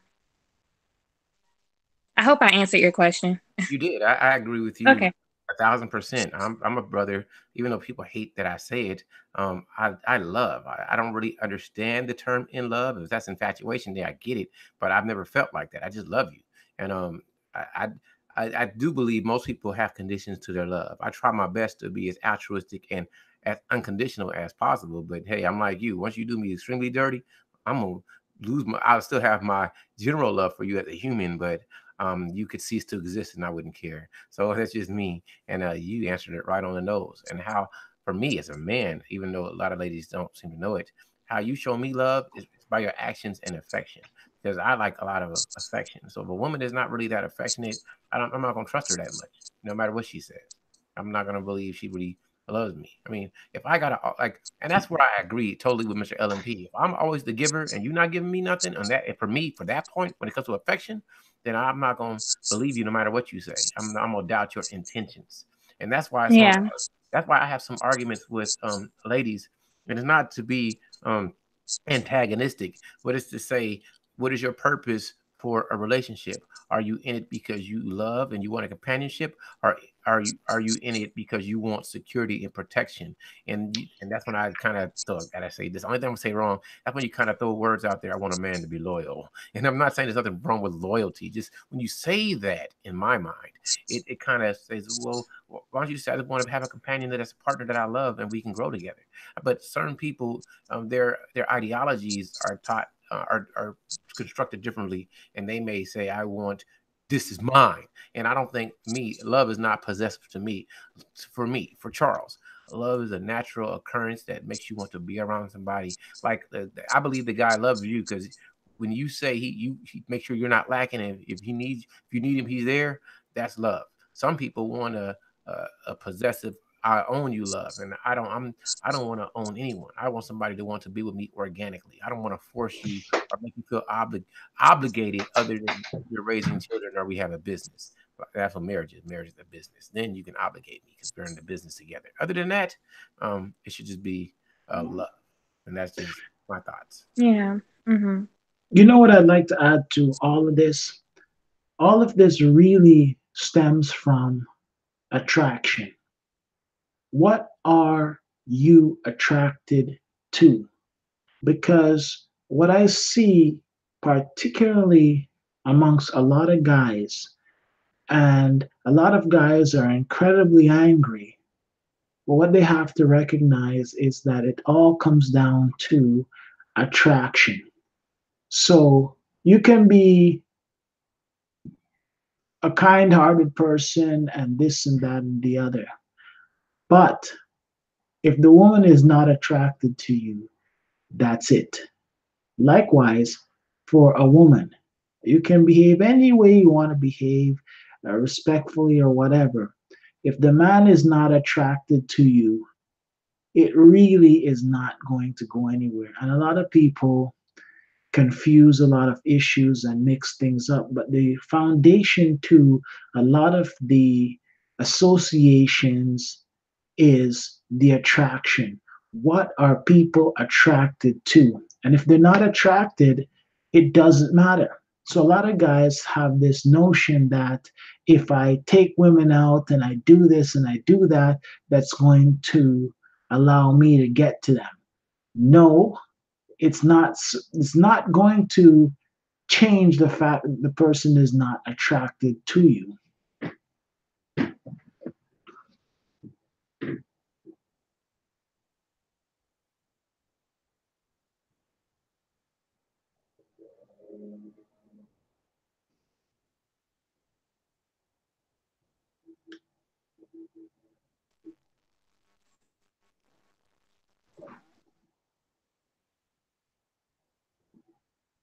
Is anybody there on the panel? I hear silence. Yeah, it was a long, awkward silence just then. But yeah, intentions are important, and but sometimes people's and expectations as well. I think Oh, what's irrational my is mic was on. people's expectations of others. I had a Oh, question. I'm sorry. I thought I was talking. I didn't even know it. He's a long, awkward silence. I said, "Damn, my mic is on mute." So this is a question for the panel, the ladies. This is. I'm gonna say my statements, and you, Mr. LMP, and you ladies, answer this. I think that men are more easier to be deceived by love than women are. So I think that's just my belief. I believe that women are more likely to not show their love faster than a man will. Men are more suckers for love than women are. And I want to know what you ladies think and what Mr. LMP thinks. And let me make sure I explain it right. What I mean by that is a woman will make a man feel that she loves him, but she doesn't even like him a lot. And men are not that good at that, in my opinion. Yeah, that makes sense to me. Um, I mean, they do say, I have heard that women are master manipulators, which I would have to agree with.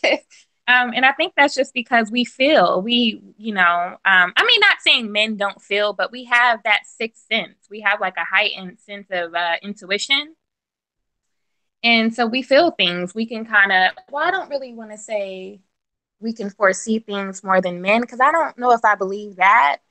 But yeah, I just think it comes from how emotional women are and our intuition. That's really all I have to say about that. As opposed to men, I think it's the fact that men are really so logical too. It's almost like you guys are one track minded due to your logic. But go ahead, Neon. Sorry about that. Oh no, that's fine. I was just gonna say, I can't speak for all women. I can't speak for all men. But I've seen this from both men and women, so I can't say that I agree entirely that it's a gender thing. I think it's a human thing. Um, because I've watched women be suckers for love. Like I've done it. I've watched my brothers do it. I watched my uncles do it. I've watched my aunts do it. I've seen it from both genders, but I don't know everyone on this planet, so I can't really say it's a male thing or it's a female thing. I just think it's a human thing. But that's just coming from me. I don't know anything, so. Mr. LMP? Sure. In 2018, a lot has changed in terms of irrationality and emotions. It's very, very difficult to say that women are manipulators because in 2018 you have a lot of guys who are manipulators and a lot of irrational men out here right now.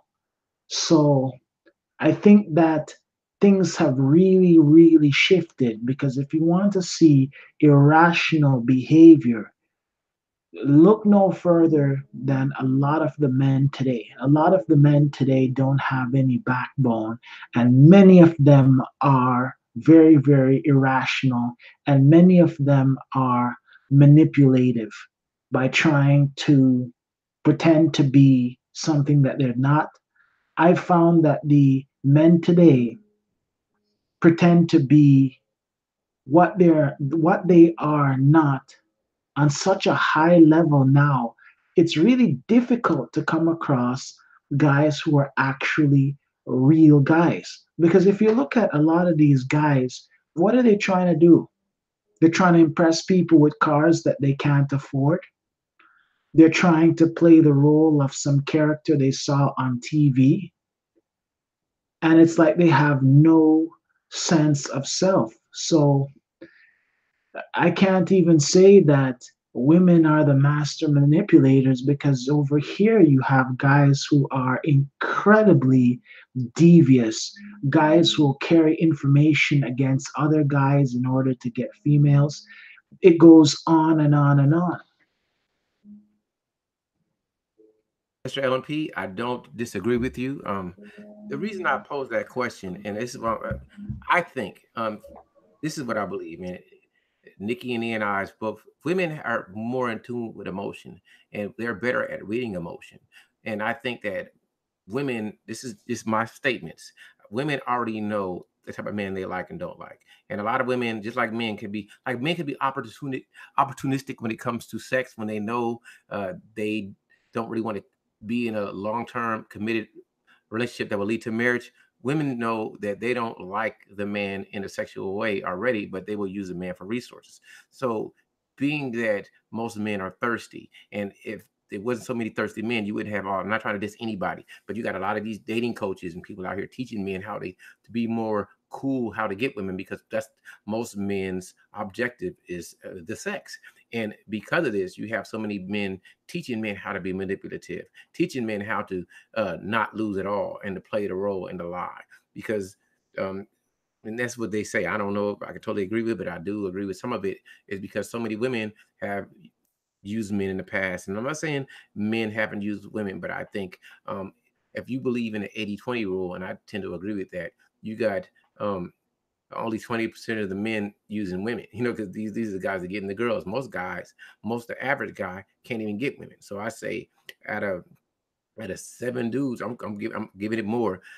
Out of 10 dudes, probably only 6 of them are really getting women. The other 2 are lucky, and then you got the 80% that are consistently getting women. So the male's perspective overall on love and trusting is um, way more open, because most men don't ever experience it. Most men, they love, but they don't ever get the reciprocity of love. So they really don't even know if a woman really likes them or not. So a man will write a 4-page letter, and she'll be like, she'll go on dates with him, and she'll say, well, I only think I see you as a brother. But she could have told him that when she first got the letter. But I'm not saying it's right or wrong. I'm just saying it from our perspective. And this is the message that is taught in the and I'm not going to say MGTOW, but the dating coaches in different perspectives from different communities. And right or wrong, that's what's put out there. So I led with that to get people to speak. Anyway, you guys agree, disagree, go for it. Yeah. Oh, oh, wait. I hear an echo. Okay, I think I'm fine now. You guys can hear me, right? Hello? Yes. Yes, Oh, we can okay. hear you. Okay, cool. Okay, so my response to that, or my comment on that, is kind of the same as the answer to Classic Barista's question to both myself and Neon Eyes. He says, what are your thoughts on men that check all your boxes, looks, character, values, money, etc., and show love and a desire to get serious very quickly? When a man shows too much too soon, is it a bad thing? So my answer to that, for me personally, I know that would be a little, too soon. If you move too fast, it'll kind of scare me away. And sometimes, well, most times, I guess women do know when, they want a man or are sexually attracted to a man or not. But some of us aren't exactly sure. Some of us may be thinking, oh, is it too good to be true? Is he trying to fool me? So, yeah, we could have told him when we got the love letter, but maybe we wanted to be sure and hold off until we were for sure that, I think I only see you as a friend, or, as a boyfriend or whatever. Because sometimes, we want to be sure. We don't want to just be impulsive. So that's my answer. Here's what I can Yeah, say to. Go ahead. I'm sorry. Go No, go ahead, Neon. Neon. Go ahead, Neon. Okay, I was just gonna say, if I meet a guy and that I'm dating and we've known each other for about 2 weeks, and he's so willing and so ready to rush something, or I think something's going on with the icons. Is it just me, or? I can hear you. I don't see what you talking about with the icons. Like what? I think I know what you're talking about, Neon. Yeah, I was speaking, but Nikki's icon was up, and I don't want people to get us confused because people say we sound alike. So Yeah, You can sometimes that try, happens. yeah, you can try clicking on your icon. It'll put your icon up. I mean, maybe that's it. okay, can you guys hear me? Yep. So, Yep. like I was saying, I think for me, if I meet a guy and he's just wanting to rush into things, that's to me a red flag. Whether he checks every box or not right off the bat, because the thing is, the only way to really know is time will tell. Because as time goes on, people change and you get to know who they really are. So when you're meeting someone, they can have boxes checked off, so you think. but as you get to know them and as time progresses, you begin to see things that you didn't see when you first met them. So that's why I say this never a good thing if you meet a guy and he's just so willing to rush things. That's definitely a red flag, and that's definitely something that would scare me away. So just to speak for myself. You know, you just said that people change over time. I see that very differently in that people are who they are, and ultimately, circumstances reveal who they truly are to themselves and to others. So, in terms of people changing over time, I don't agree with it past a certain age, particularly when people are adults. You are who you are, and your thoughts and actions always match. Whatever you think is going to be reflected in your actions. The other thing that I would like to mention in terms of these sorts of things is that a lot of people are desperate. And when they're desperate, they're going to do all sorts of unusual things like rush into relationships, rush for commitment, and desperation generally turns people off. Generally, people feel uncomfortable when people are trying to push for certain things because I've known of situations in which there are guys who would have been open to the idea of a marriage, but the female was pushing way too hard. When are we getting married? When are you getting married?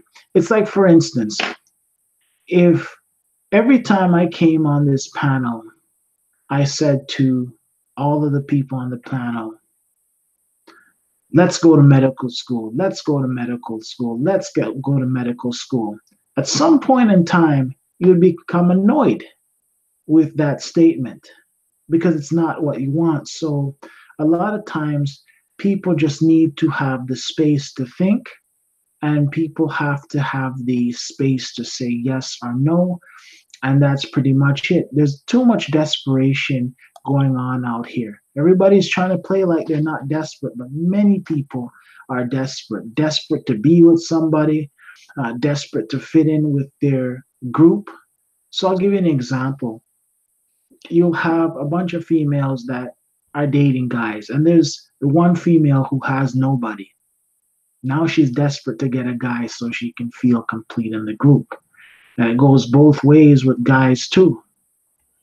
There'll be that one guy who's out there who's not getting anything, and now he wants to get himself in there. So there are a lot of things that are going on.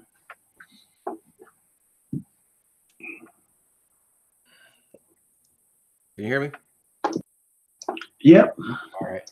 So we got a Benzo. He has to join, so I sent him a link, and let's just have some fun and keep the dialogue going. So let me ask you a question, Nikki. If you were to, how do I explain this so it makes a lot of sense? Just give me one second. I'm trying to phrase it so it makes a lot of sense. When it comes to having a man that wants to marry you, what would he have to offer you to want to accept his proposal? And the eyes, you can answer that too.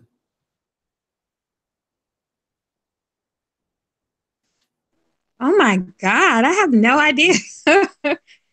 Oh man. I have to think about that. No worries, take your time. There's no rush. It's just a question I thought that would be deep because I love to hear people's perspectives. Brother Benzo, I don't know if you've been listening, but you feel free to speak and say what you want to say. Just try to keep it as G-rated. You ain't got to stay G-rated, but keep it as cool as you can, my brother. So feel free and join in. And after I hear you talk, if I got some questions, I'll ask you.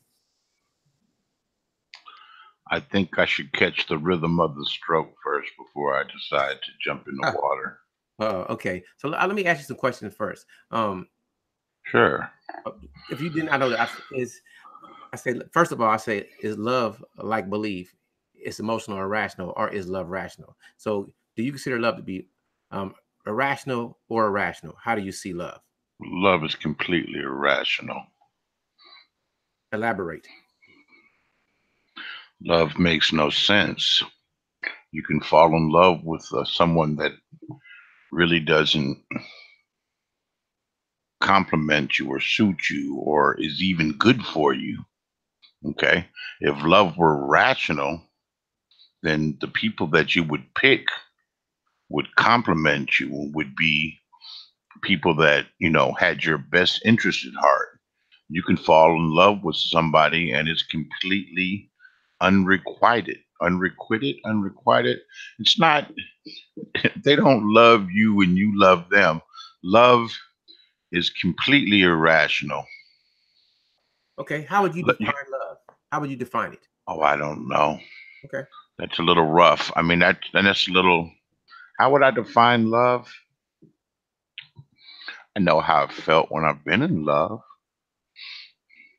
So let me try with that.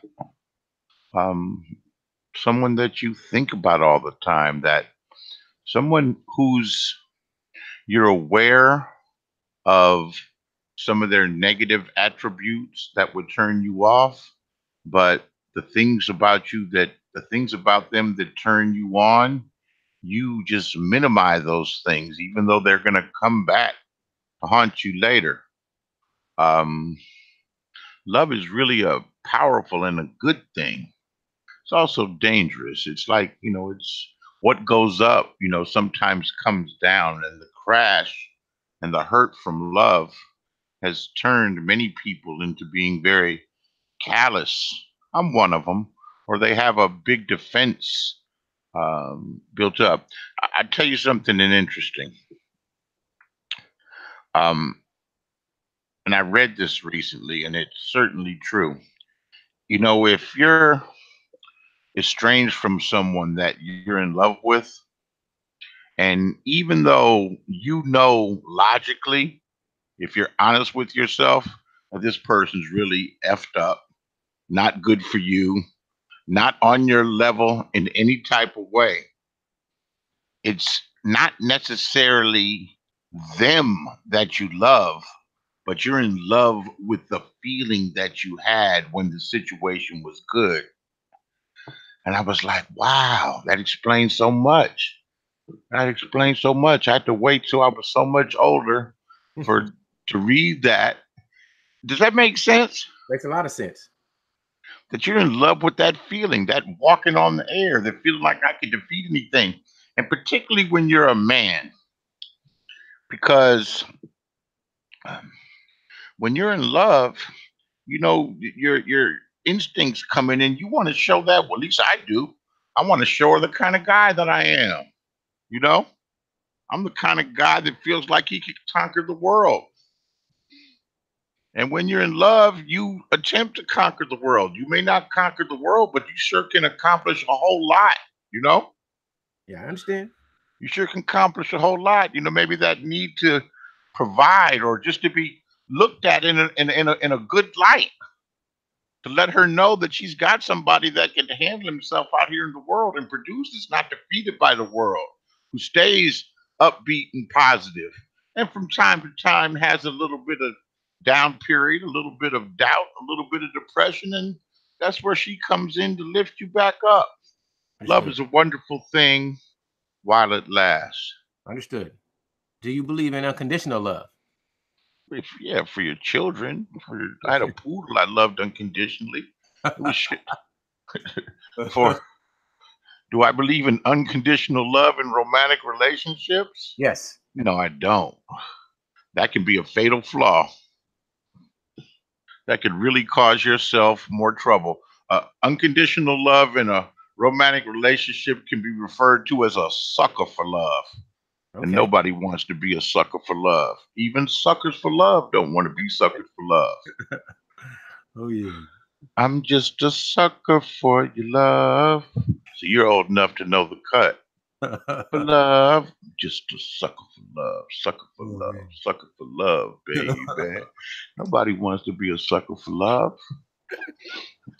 which means you're willing to do anything and everything to try to get some love. Some people, I'm finding, I figured everybody was loved by their mother. and their parents. I know I was, I was indulged. I was indulged. I was encouraged. I was motivated. Kind of like, if you ever heard Kanye West talk about the relationship she had with his mother, Yes. how she constantly reinforced him and just built confidence in him. And that's why he is the way that he is. He can be a little bit off, but he wasn't afraid to try to go conquer the the designer houses of Europe, even though it was practically impossible. They're not letting him in. And he spent, whatever, $15 million trying to break through because he thought that he could do that. And he thought that he could do that because he had a mother that instilled that in him. I mean, look what he was able to accomplish in music. Yeah. I relate to him sometimes. I saw an interview that he gave on the Breakfast Club. Dude, when he gets going, and I hate that he has a microphone in front of his mouth too much, and sometimes he says some things that are a little unpopular, and you really have to think about it, and you could kind of perceive it the wrong way and a little bit strange. And he's married to that woman, beautiful kids, by the way. But if you could put that part aside and look at somebody, no, if you could put that part aside, you know, people have a problem with throwing the baby out with the bathwater and not being able to, use some discernment and pick out even when you're mining for gold or diamonds, you don't pick up a pound of dirt and have a half a pound of gold. Okay. You might have to pick up a ton of dirt to pick an ounce of gold out of there. People don't take the time to do that. And you have to be an independent thinker to do that. But love is a good thing while it lasts. And it can really be a rough thing when trying to hold into it after it's gone. There's a song about that too. There's songs about all that stuff. They don't make those songs no more. And they should. Even though they're mushy, and I don't like mushy, there's a place for those songs. Man, those people are coming. Have you ever, anybody on the panel, have you ever been going through it with somebody? And it seems like every one of them damn love songs you listen to is like they know how I feel. Wow, they're going through it too. Listen to them, man. Listen to Confunction. I mean, there's so many. I can go on and on and on. Listen to Confunction. He rings her doorbell at 2 o'clock in the morning. She wants to see him too, but somebody's there. That's a real life story too. Yeah, for real. Hey, let me ask you this, Vince. You got to be laughing, brother. But you on point. So and I know you won't go off on this one, but it's no, I'm about to ask you. This is what I'm about to ask you. I'm gonna keep it just the way I've been keeping it. Yeah, but I'm saying you gonna go rated and just share some of the beauty of my persona on you. You blessing it. Let me ask you this: do you think that most men are natural simps?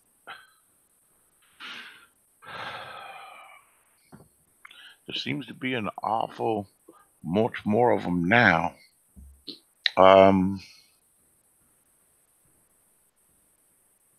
Yeah. Yeah. Most men are natural simps in that they pursue and chase. I say any dog can chase the cat. Mm-hmm. And that a dog needs some game, some moxie about himself to make the cat chase the dog. That makes it fun. That takes some game. Go look on Facebook. I have an ex on there that's beautiful. She's physically beautiful and mentally effed up. Mm-hmm. But you don't know it right away because she can cater to you. She can cater to you. She can be just as sweet as can be. And then she flips it on you once she thinks she got you. I was involved with her for a year and a half, but she's beautiful. All she does is take pictures of herself and shows her body. She's stunning, and she's 40-something years old and works out like a fanatic. She's a thirst trap. She puts those pictures up, and 50 dudes will just like, oh yeah, you so fine, and put little memes up and all kinds of stuff. So man, the simping is bad. Are men natural simps? I think so. Okay, ladies, Nikki and Neon Eyes, I want to Um, ask you the same question. Do you think that all men are natural simps? I don't know all men, so I can't answer that. I don't know why this question makes me laugh. Um, hmm. I can tell you not every man is a simp, Mhm. but maybe for the right girl, they'll they'll have some simp tendencies. But I don't think all men are natural simps. Okay, I'm gonna go on this. When I see, that's what I'm saying. For the right woman, men want to protect and provide, and because we want to protect and provide, we want to be the resource gatherer. We want to be the savior. A lot of men, and I say majority of men, that's our natural instinct. So I say most men are natural simps. However, a lot of people take the term simp out of context, meaning when dudes do foul, nefarious stuff, or they tell women what they want to hear to obtain sex. So that's what they use the term simp today. And in that aspect, Right. not all men are simps, but in general, most men want to be the knight for women. We want to be the protector. We want you but to look at us like we're special. So when I That's say the that, simp. yeah, but that's what a natural. That's w- the that. So go ahead, brother Benzo. I can. no, what you said describes simping. I mean, simping. That is simping. That is simping, and it's it's insincere and it's dishonest. Yep. Somebody that's telling a woman anything, that ain't me. Yeah, I feel you.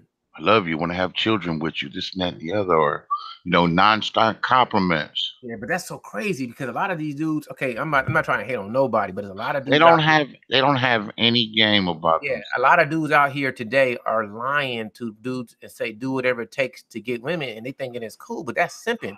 Because whenever you lying or you taking a woman's side or you telling her some stuff that's phony, you simping, man.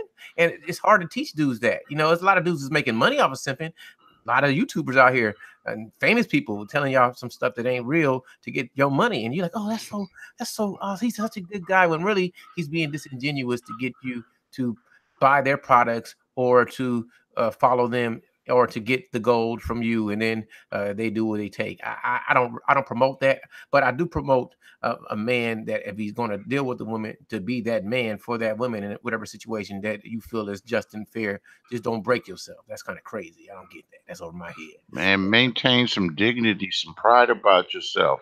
Yeah, And totally agree. what but then again, you're saying that to a man of a certain age Yeah. that looks back on all the ones that I could have had I didn't have my nose in the air and was waiting for him to come my way. And Jody comes, scoops him up.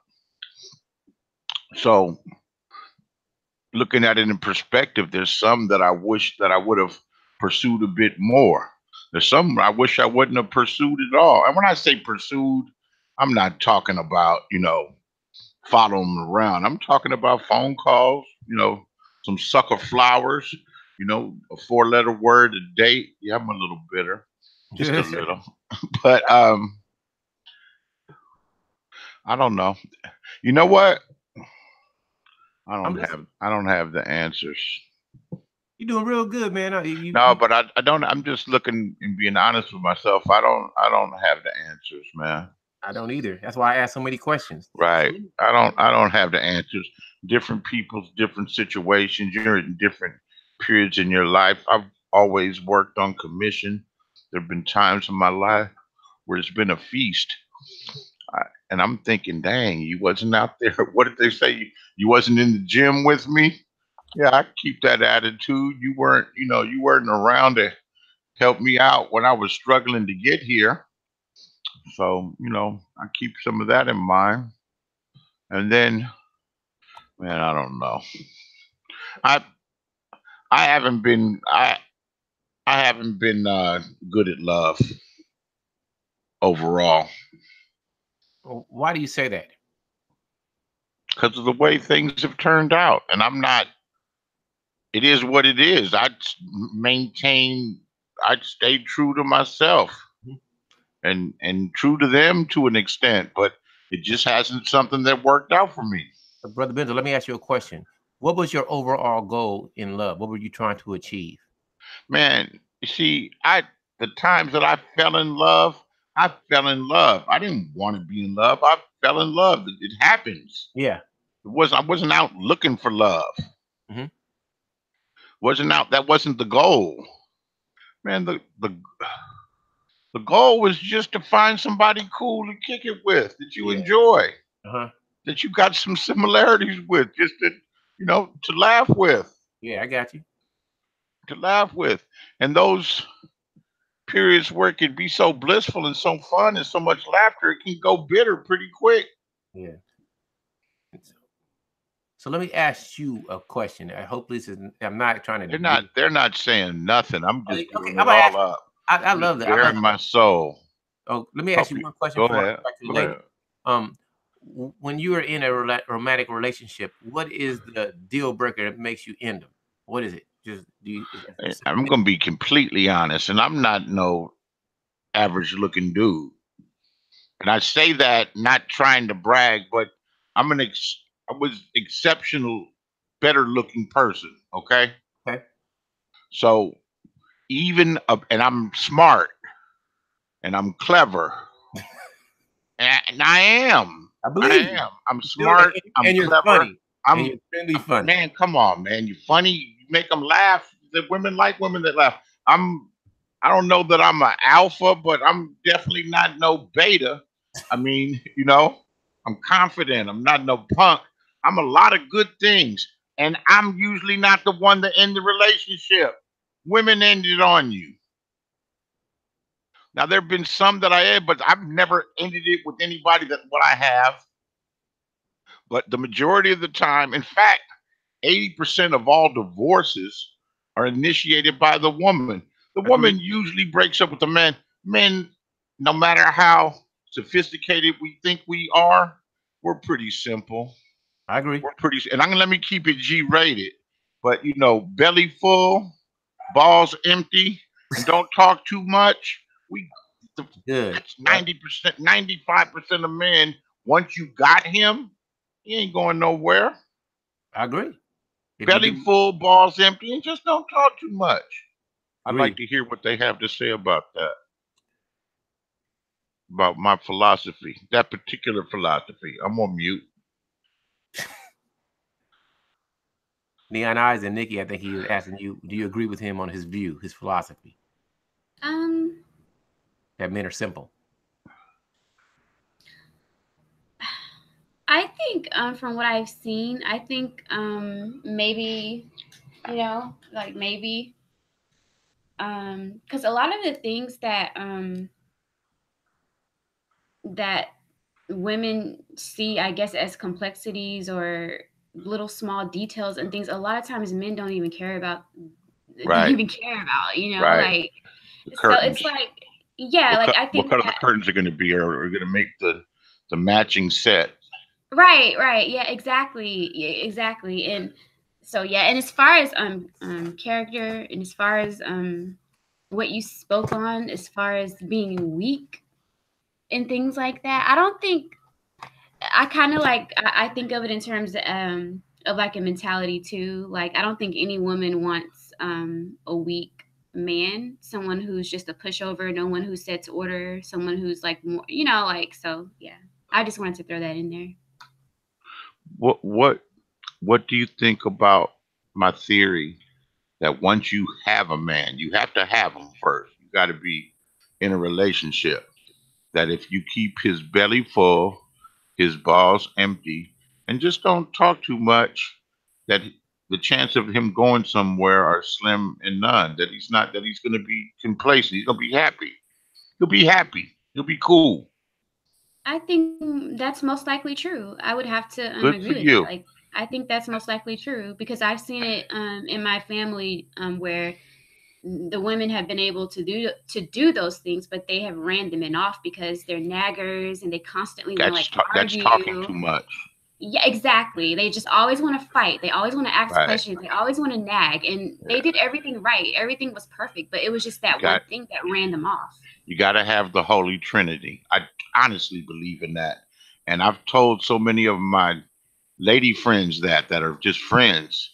And they go, "Oh, he's not doing that." I said, "Man, it's real simple." And I've been repeating this for years.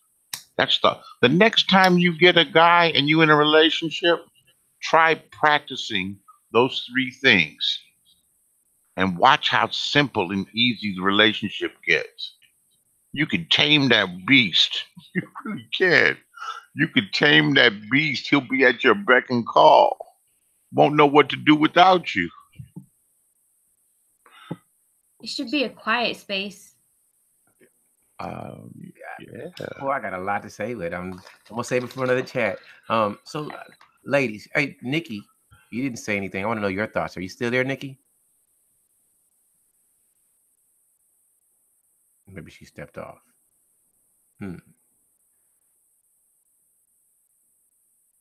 Neon eyes. You Can you know hear me? something? Yes, sir. Okay, let me ask you a question. Mhm. And this is a I don't know if I think I've ever asked you this before. When would you pursue a man? When would I pursue a Pursue, man? yes. You Would you mean ever, what characteristics does he have to have? however she chooses to answer it. Okay. Well, typically I don't typically for me, I don't approach men, if that's what you mean. Right. Um But it has to be because like I said, I feel like if a man is not approaching me, then I'm probably not what he's looking for. So I'm not going to. That to me, that's just very let, let, masculine let for me yeah, I know women. that. I actually let me elaborate on that question because I knew that already about you. But what I mean by that is, let's say Hmm. you're in a situation with a man and Hmm. you wanted to get married or have a baby. When would you put that? Would you put pressure on him and let him know that this is what I'm looking for? I When would you wouldn't. let him? Mhm. I'm Go ahead. sorry. Go ahead. I mean, you Oh, kind of got the okay. gist of what I'm asking. Right. Yeah. I wouldn't put pressure on him, but I'd probably throw hints here and there or put a bug in his ear. I wouldn't like pressure him because that would drive him away. That's going to drive any man away. Mhm. I would want to kind of follow his lead when it comes to that Yeah. because I've seen it a lot of situations where women pressure men for a ring or they pressure them to have a baby and all it does is just ruin the relationship because it drives the Man. man away I even agree. further. Like Man. I think that when you put pressure on any person to do one thing, it's just going to repel them away from you. Okay, so You let me ask know, you one more man, question. you're right. Hold on, Benzo, You're one pretty second. wise for a young woman. She's awesome. So let me ask you one question, Neon. Why do Mhm. so many women put pressure on men? Because it validates them. Oh, he wants to marry me. Oh, I'm Yeah. worthy. He must because he wants to put a ring on my finger, They be trying. especially like They be ball trying. players. It's like they get some sort of self validation or self worth from it because it makes them feel worthy. It makes them feel Man, loved, shit. important, and things like that. That's just what I think. I don't know. Okay. Well, come on, ball player is a good catch.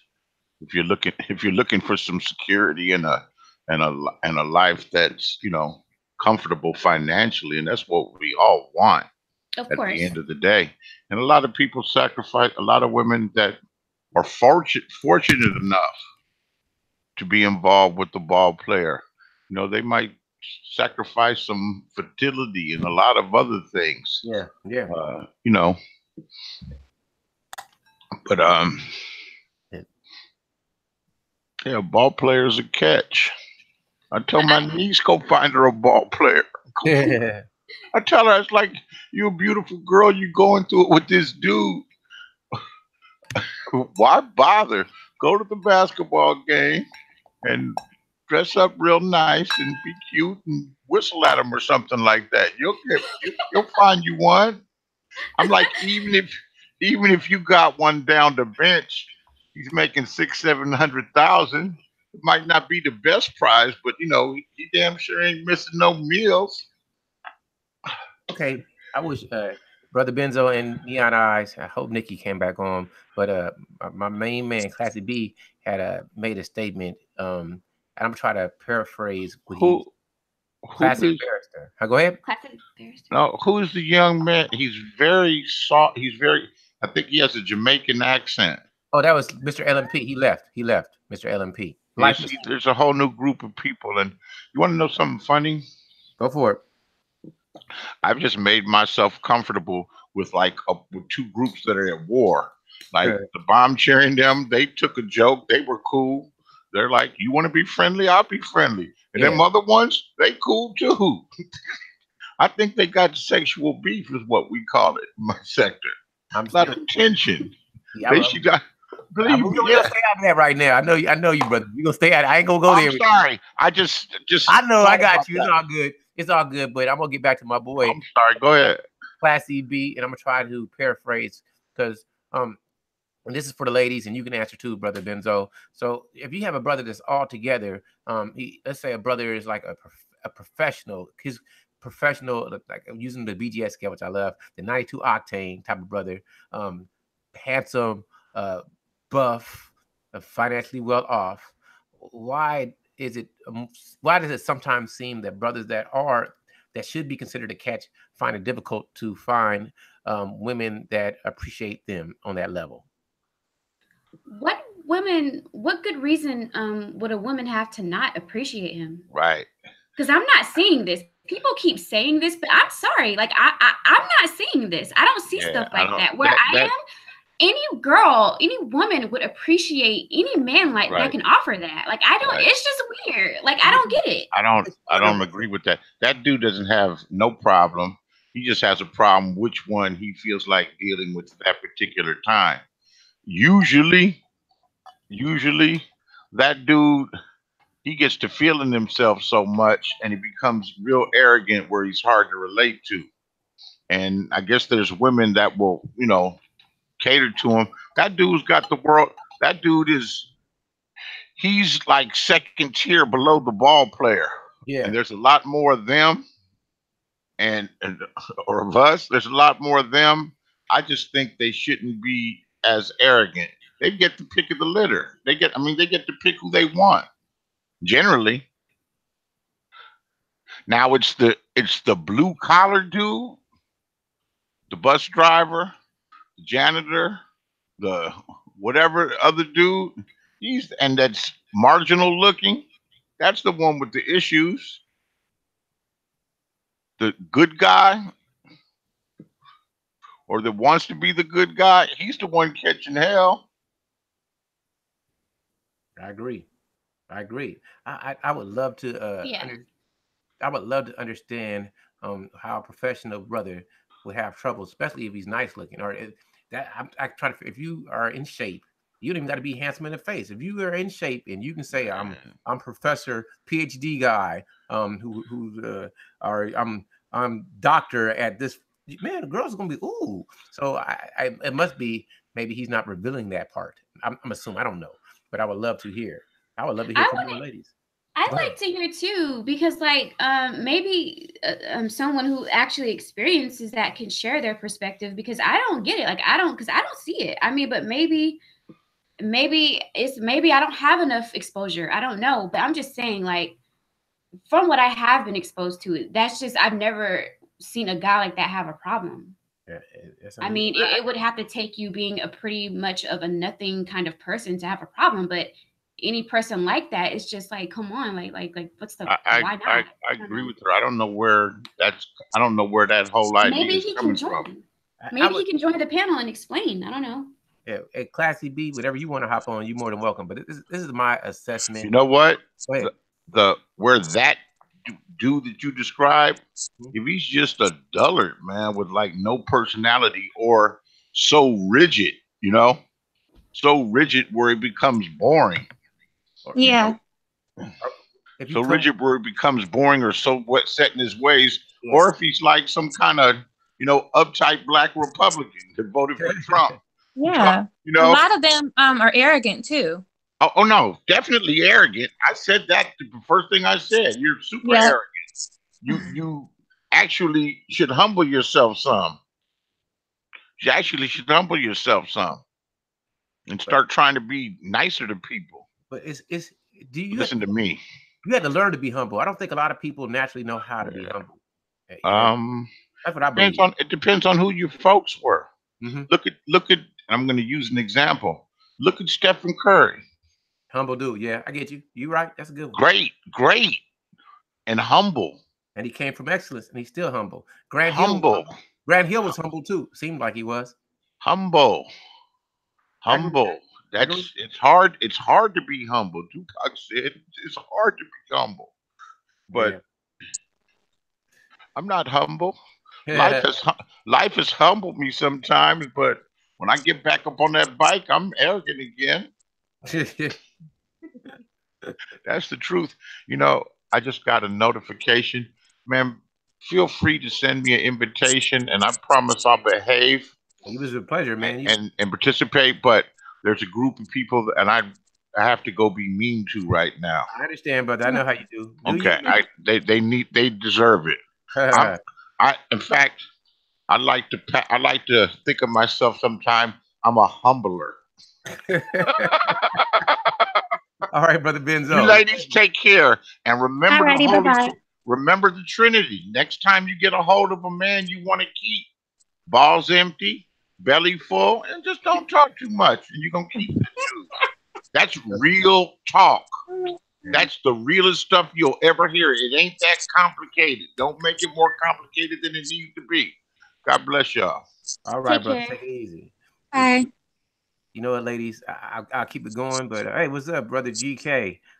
Man, you coming at the end of the stream. Unless you want to hop on and talk about something, I'll let you come on if you want to. But if not, because we've been Well, I going. wanted to make a comment about Oh, what we were just talking about. it's yours. We keep going as long as y'all want to go. If you want to keep going, we I keep just going. wanted to say because there's this everybody claims that a lot of girls do not show like the educated lames or men like I guess classic B any attention. Those are the main guys that I have always dealt with. Very successful guys, dentists, engineers, and the one issue that I've found with them, well, the one that bugs me is they're either way too arrogant or way too insecure. It's like they have this chip on their shoulder, or sometimes it's a combination of insecurity and arrogance, where it's just like you're not even relatable. You're boring to be around. You're making me feel like I'm beneath you. Okay, who wants to be around people like that? And you have some people who you do have girls out there who will accuse a man of being arrogant because she knows he's not into them. That's understandable, okay? But no, you do have these men, those types of men who are just way too arrogant. They feel like the woman should be blessed because she's breathing the same air he is. Like, sometimes you have to look within and really check yourself. Sometimes it's you, okay? Okay, so for those type of brothers, what type of advice would you give to those type of brothers? So on that level to be able to achieve, what would you tell them first? Just the same thing that Benzo said. Humble yourself. Just chill, calm down. I understand you're very proud of yourself, and I even understand getting your revenge on the people who didn't like you when you were a nothing ass dude before you got your muscles or before you got your money. I understand getting your revenge, but you also want to, sit back and make sure you're getting your revenge on the people that you're supposed to be getting your revenge on, because there are girls who were looking at you before you weren't anything, and maybe they just didn't want to talk to you. Maybe they couldn't date you. In my case, I couldn't date them. I liked them, but I couldn't date them when I was younger because I wasn't allowed to and I was scared of my mom. So I would just say chill. I mean, keep a bit of arrogance and confidence because sometimes it can protect you, but just calm down, okay? Humble yourself. Be nice. Just chill, okay? Smell the roses. Smile. Make people laugh. That's If I ever had any advice, and I'm gonna give some advice, I never don't say much, but it's cool to love ladies, but ladies should never be your pursuit as a man. Your pursuit should be becoming awesome. Become as awesome as you can, so people want to come to you. Because once you become awesome, like you may think you're awesome as far as success. Maybe you have that professional degree. Maybe your money is tight. But are you awesome? Like, do people gravitate to you? If people don't gravitate to you, then you need to figure out a way to make people want to come to you. And that way, sooner or later, if you awesome, people want to be in your presence. So that's all I got to say. A lot of dudes, yeah, it's cool if you see a woman, but if she don't feel you, let her keep on pushing. You should never have to chase. I'm not saying women aren't worth the. Oh, hey, Classy B, if you want to join, I'll drop it in the. Okay, email me at CharlesGilmore3. Just email me or drop your email. I'll email you. Classy B, put your email and I'll copy and paste and send it to you. Because I love to hear your thoughts. But this is my only advice I would give to brothers. And I'm not saying the dudes can't, because women are beautiful. It's like, beautiful. But every woman is not, oh, sorry, ladies. Everybody's not worth your time. Make yourself so awesome that people want your time. That's my advice. Ladies, I love to hear your thoughts on my statements. Agree or disagree. I love to hear. I think that's I think I agree mostly with what you said, because I think men should definitely apply that to their lives, but I think that people should understand too that no, I don't think another person should be your end goal in life. I think your end goal in life should be becoming the best you that you can be and constantly evolving and creating. Like, that's just what I think. I don't think that it should be that serious. That's just me though. I don't know. Niana, your thoughts? That was me. I just finished Okay, speaking. Nikki, your thoughts? Yeah, I agree. I don't really have much to say other than I agree. Okay, hold on. Classy B is gonna hop on and talk, and I'd love to hear my brother. Me, Yay. yeah, it's gonna be awesome. I'm about to hit him up. Mhm. So yeah, for me, I always tell, like, it's like I would tell any dude that asks. There's nothing wrong with loving ladies, but you should always be about becoming the most awesome person that you can be, and don't really worry about ladies like that. I got more advice I can give, but that's pretty much my thoughts. And once you become the person that you are, if you awesome, people gonna come to you because people want to be around cool people. Then you ain't got to worry about it. Then you pick what you want and do what you want to do. Very true. I got to. Uh, if y'all don't know GK, I got to read my brother's statement. Y'all can tell me your thoughts on this. This is what GK says, and I got to read what he said. After she's a baby mama, he doesn't have to be funny. He's all of a sudden full of magnetism and charisma, and he's marriage material now. What do you girls agree? What do you guys think about that statement that brother GK said when it comes to? Wait, what? He says Baby that, mama. okay, he's saying this is what he's saying. Like right now, he could be an awesome dude, but they don't want him, right? But once he becomes, once they have a kid or two, then he starts looking real good. And the statement is, why didn't they want him before, but they want him now that he's Well, obviously they did if they laid down and had a baby with him. I no, mean, not, he was not good with him. enough to They have had a baby sex by with. somebody else. They Wait, had a am I baby by missing something? I'm sorry. they had a baby by somebody else, and now they want him. When he says baby Oh, mama, okay, okay. GK is saying he was awesome before. What changed? What changed to make you want him now? Like, just from your perspective. That baby. That baby. Now they realize, oh shit, I have to provide for this baby. I can't just be looking at this guy. I need somebody to take care of me and this baby. That's what I think. Yeah, it That makes baby humbled them, I guess. yeah, it makes I get it. But I think that's the argument from a lot of brothers is that a lot of women uh how do I explain this so it makes sense without sounding a lot of women complain about men not wanting them, but they say that men wanted them before, but now they're supposed to accept them once they had a kid. And that's just a statement. And Hmm. there's a lot of material about that if you really want to check it out. So they say the baby mamas say, well, a lot of women say before the men didn't want them. No, a lot of And let me explain it. So the philosophy is this, and it's somewhat true. That there's a lot true that a lot of ladies uh, want they want. Okay. Let's say you got a dude. He may be 5'8", but he's worth $100,000, and he wants the woman. She doesn't have a kid. She doesn't give him the time of day.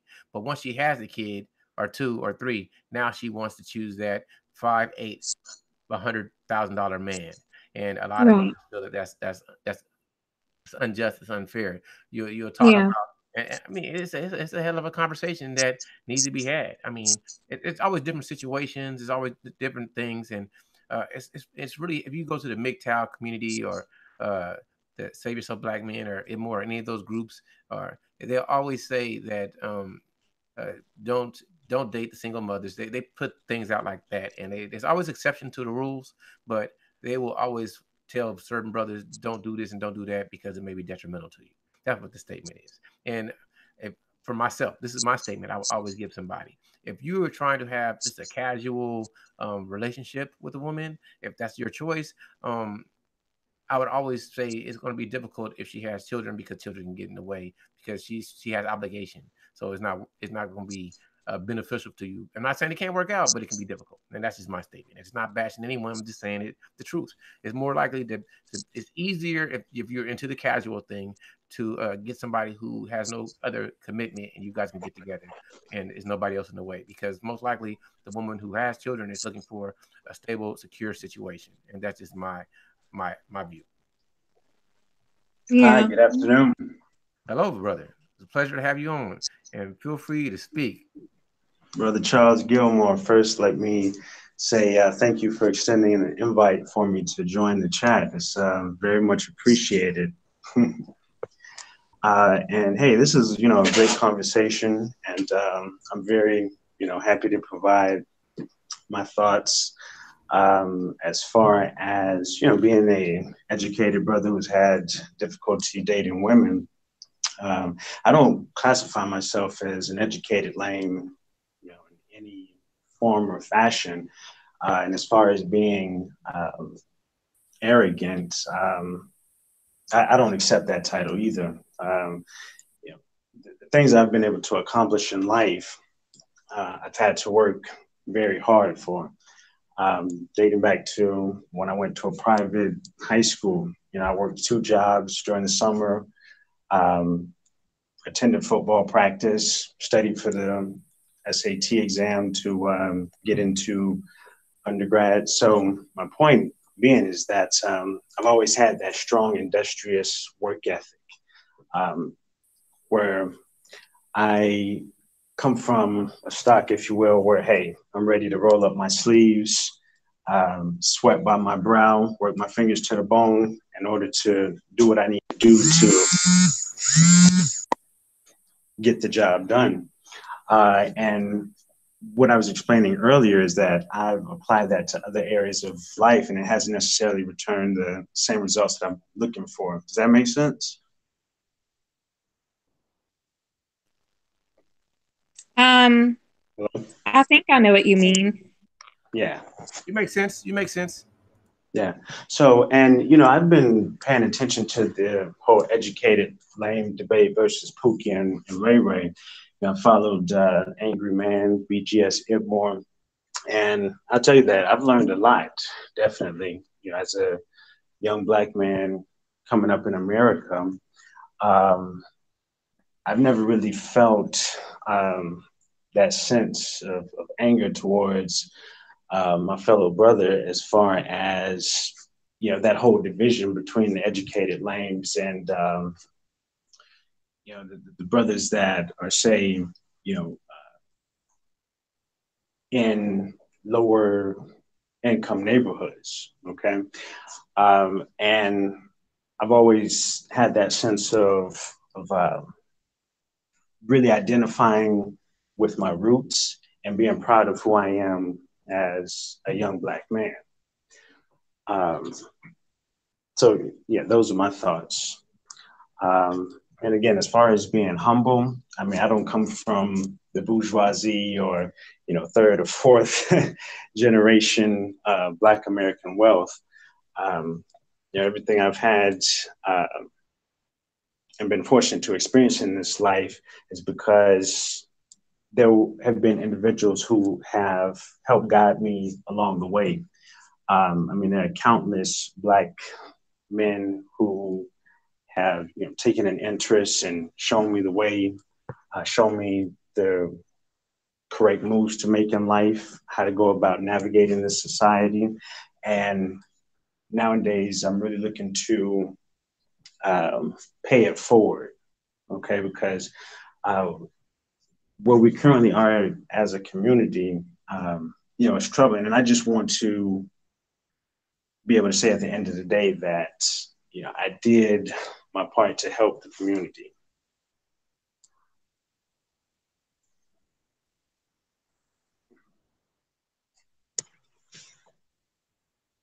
Second. So let me ask you a question, brother. Why do you have difficulties with getting the type of women that you want? What do you think is the reason? I would say it's because I tend to get straight to the point. um, yeah, I've got that mentality of, hey, I'm going to beat my chest, go out there, conquer the world, and I want to be able to give and provide for my woman and for my family.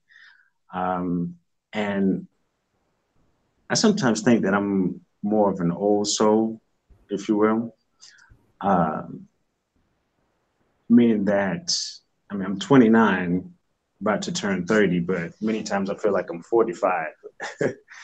And uh, I think it's not just, in our own community. Master teacher BGS talks about this a lot. Uh,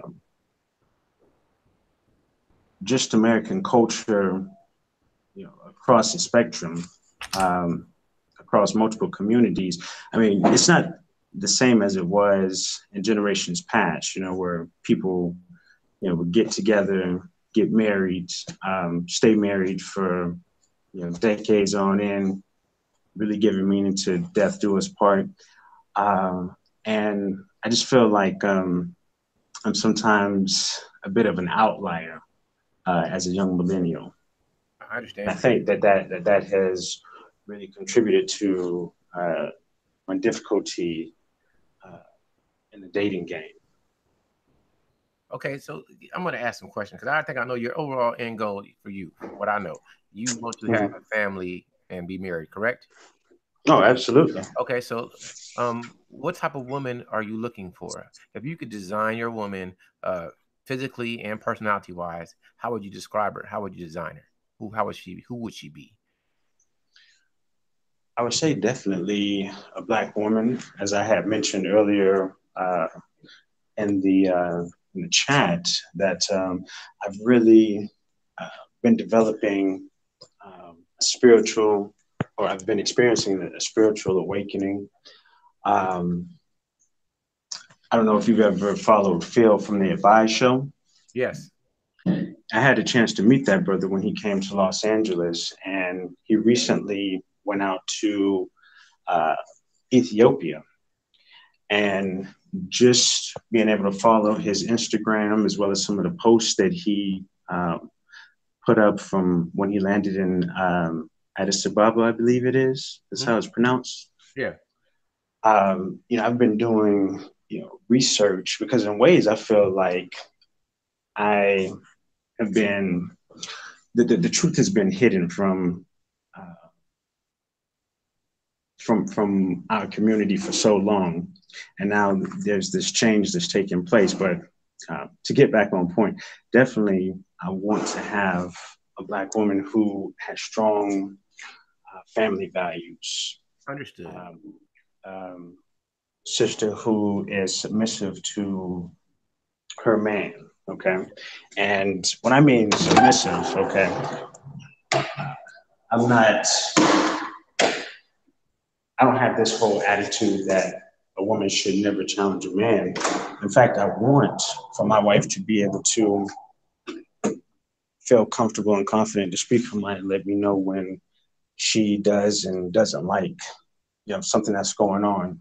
Understood. And I feel, that it's my responsibility as a man that I'm going to protect and provide and defend um, my family and my children, and also give back to my community. Okay. So those are important values. And like I said, I just haven't come across many young women in my age group that share those types of values. Maybe it's also just a whole exposure thing on me because I do work a lot. I understand. I got some more. I love this. Yeah, I get where he's coming from too. I ran into similar issues. I didn't cut you off, did I, CG3? No, come on. You know this. This okay. Especially when he says that he's an old soul. So what's happening is you're kind of ahead of your time. You're ahead of your female peers, right? So with me, I can always date up in age with men. So it probably doesn't affect me the way that it affects you because not every guy wants a 45-year-old woman. You know what I mean? You probably want women younger than you or your age, but they're not on your wavelength. So right? Am I following you? Yes. Or am I completely? Okay. Yeah, I understand what you're saying. So I mean, yeah, I see the dilemma. So with you would probably have to either hop the fence or like go into another culture because I can tell you right now, African American women are not there, not at your age. A lot of times. I mean, I'm 27. And I can tell you right now, I'm not really ready for marriage. You know, I have a lot of fears. I have a lot of concerns. And I'm an old soul myself. I would never date a guy in my age range. I wouldn't look, once you tell me you're 29, I'm like, oh no. Although I wouldn't guess you're 29 from hearing you talk. I would think that you were much older. So I can definitely tell you're an old soul. But no, you're right. I can see the dilemma. Right. And, like I said, it's not just something that's only in our community. I see this, across the board. So, for example, I've spoken to Mr. Gilmore about this before in previous chats. When I was in grad school, I mean, I didn't go to any historically black college or university. And looking back on it, I wish I had gone to one of those institutions for either law school and or grad school. But in any case, I went to a university in the Midwest, strong reputation, but I oftentimes would wear, dress shirt, tie, cufflinks to class. And even in those types of settings, I really felt like kind of out of place, and so I say that to say this, that I'm not one to slam my community and point to members of my community as being the reason why I've been experiencing difficulty. Like I said, it's a situation that's across the board. Class CB, let me ask you really two questions. Do you have high physical standards for a woman, and do you have high standards in general when it comes to personality and how they should handle themselves with you? I would say I don't have very high physical standards. I think what's on the inside matters much more because, I mean, the looks are going to fade. Okay, let's just be, honest and practical about that. At the end of the day, when I'm out here, building and out there grinding away to secure the money bag, I want to know that I'm coming home to a situation where there's a loving, caring woman who is going to have my back through thin and thin. That should we have to go to war, I know that she's right there next to me, lock in step. So definitely the mental, as far as what type of heart does the woman have, that's much more important to me. Understood. Brother GK, feel free to speak anytime. This is my page, is everybody's page. Go for it. How's everybody doing? Good to be on here, Charles. Wonderful, brother. Hey, a few minutes ago, what is it, Nika Love 09? Nikki. Nikki. Okay, she was saying something about. That's what I commented on in the chat room about how the decent men or the engineers, whatever the guys she was involved with, they were arrogant. And right after that, she says that the women are humbled by a child, so then that man is attractive now. So which one? Who's the arrogant one? Was it the female or was it the male? If it took if it took a child to humble her. Yeah. I don't know if I would use the word arrogant, but sure, you could say the woman was arrogant before. She definitely had unrealistic views and standards for men. And, sometimes it takes reality to hit people in the face for them to put certain things into perspective. And that's what I meant when I said the baby humbled her. Exactly. Now, see, I'm not coming at you like I'm not trying to have no animosity towards you personally. No, it's okay. I get where you're coming from. I think that what you're expressing is what a lot of women don't understand. And just like you just acknowledge that, most women cannot. Like if I was to say what I just said to most females, they would have fought it and, tried to Well, argue. because they have no accountability. And a lot of people don't like hearing the truth about themselves, especially when it comes to women, because in my opinion, well, I know for Black women, no one really holds them accountable, relentlessly. I don't see We people need sisters holding like you to Black hold them women. accountable. Yeah. And I definitely try to do my part by holding my sisters accountable. But I see it, with the women in my family and my peers. No one holds them accountable and they have no accountability. So, my opinion. No, you're absolutely right. And the brother that was just speaking, man, you are in the wrong country looking for that. It's not even a race thing. What you're looking for for a partner, Yes, that's no longer really happening in the West, to be honest with you. I've heard this on more than one occasion. I have to say it's unfortunate because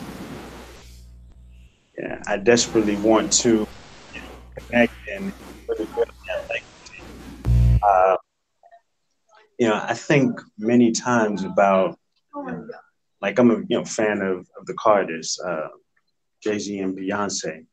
And when I'm driving to and from work, I think about the messages that are played about building wealth, having a sense of identity, having strong cultural roots. These are things that are very important to me. And this is what I place a value on and what I'm really seeking to find. So I've slowly started to accept that I may have to, go outside of the West, which is part of the whole idea of going overseas.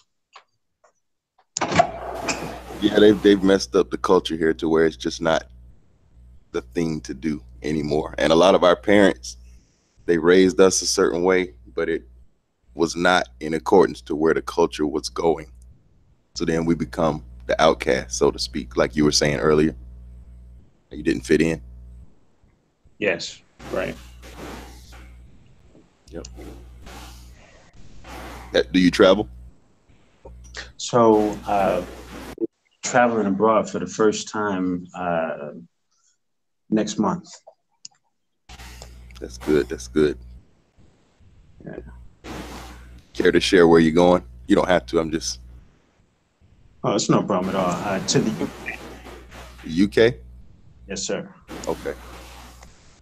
I don't know. Maybe you're going on a business trip or something. I don't know. But if you're open to traveling to possibly find what you're talking about, what you want in a mate and for family building and things, I would highly suggest not even considering the UK. Right. Well, to tell you the truth, I really wanted to go to the motherland first. Um, but the only reason I'm not is because when I go, I really want to have built up a network, build bridges, connect with people over there. Um, there are a few individuals that I am going to be looking to connect with. I don't know if you've ever heard of Dr. Mombi Sanaki, I believe is her name. I'm not familiar. Okay, well, she's based out of Kenya, I believe it is, and she's partnered with Phil of the Avise Show. But I check in every day to hear what's going on in Kenya and elsewhere on the continent as far as developments, um, international affairs, geopolitics. And so when I get over there, I really want to really enjoy my time and really connect with the people.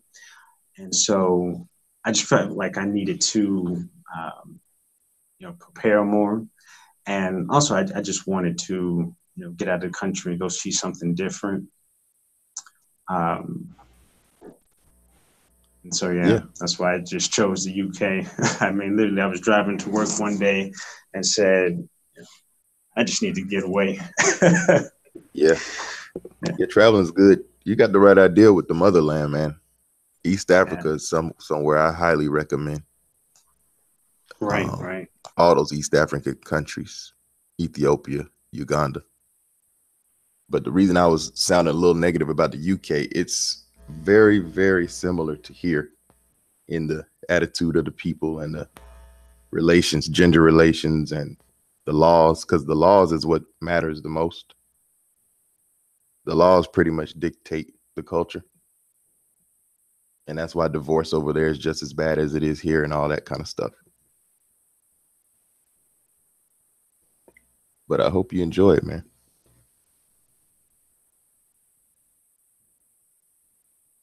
Classy B, I wish you the best, brother. I just hope that you find all that you're looking for, and I hope that all your dreams come to fruition, man. Because when I see a brother that seems to be on his grind, seems to be positive, and seems to know what he wants, I want to see him succeed. And I wish the same for sisters too. It just doesn't always work out like that, but we can hope. Thank you, Mr. Gilmore. I really appreciate that. Uh, and like I said earlier, when I asked about um, is it whether it's irrational to love a person from another culture that is not known for dating outsiders, I was specifically referring to um, after seeing uh, some of the posts from Phil's trip from the Avise show and just doing a little bit more research about the rich history of the country. I mean, it just really inspired within me a real strong desire to connect with the people. So, hey, I've been checking everything out from the way that the beautiful sisters over there dress to the different music, um, and there's the Little Ethiopia Resource Center here in Los Angeles that I'll be looking to check out soon, just to prepare for this upcoming trip in the near future. Because, like I said, when I get over there, I really want to just be able to connect as far as the language and having the knowledge of the people and the history, and not to just go over there as Professor Cerulean Gray says, to have a good time and not develop any meaningful type of relationships. In the chat room, Yada's too says, I said East. That says a lot. What do you mean that says a lot? Tell me what you mean, Yada. Uh-oh. I got a assumption of what she thinks I meant, but I might be wrong. So if you don't mind explaining. I do too. I want to know. Inquiring minds want to know. So go ahead, Yada. Bless us with the information. I would love to know. Dun, dun, dun, dun, dun, dun, dun. In the meanwhile, so Classy B, let me ask you a question. When it comes to you finding your potential spouse, what age range are you looking for? I would say early 20s to about my age, 28, 29. When it comes to children, how many children do you envision having? That would largely be determined by the country in which I live, good sir. So you plan to relocate, correct? Well, hey, I don't know what the universal creator has in store. I can't tell the future. Uh, if I did, I would buy me a few lottery scratch offs. But when I say it depends on the future, the country in which I live, um, I want to be able to be in a situation where um, I can really afford to give my children everything that they need and most of the things that they want. And also raise them in a culture that has excellent values. Um, so yeah, it depends. If I'm here in America, I would say no more than two. I mean, because just from a whole perspective of society, um, I would just really have to be uh, really involved. Not to say that I wouldn't have to be involved if I were raising children in another country, but yeah, here life can seem sometimes unnecessarily difficult. Is what I'm trying to explain. Does that make sense? Makes a lot of sense. I'm listening to you. I get you. You elaborated well. So depending on where you're at, would necessitate how many. Well, would let you know how many children you are capable of having. And I'm assuming you want to have as much as you can afford and as much as you can provide um, parental guardianship to. Right? Hope I said it correct, but you understood. Hopefully, I understand, brother. I see. So Well, y'all. how many would you have in America? He said two. Oh, okay. Sorry. Yeah, two. Because that's another thing too. What I'm getting at in terms of location, I just feel like in other um, countries, they're like stronger. Family is much more respected. I mean, you can feel free to give me your perspective, anyone on the panel, but I just think that that strong sense of family tradition and culture is easier to keep intact and places that are not ruled by capitalism to the extent that America is.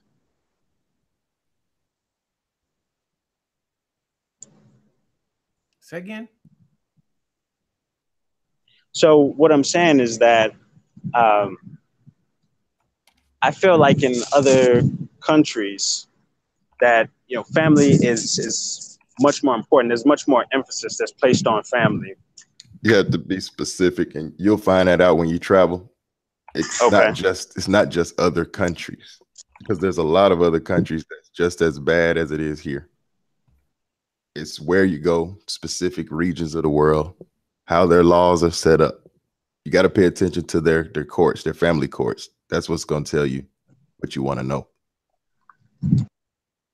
Like a lot of brothers want to go to Brazil. I'm not interested in Brazil because their child support it might even be worse than America. And you don't hear brothers talking about that because they so gung-ho for those Brazilian mulatto chicks. Yep.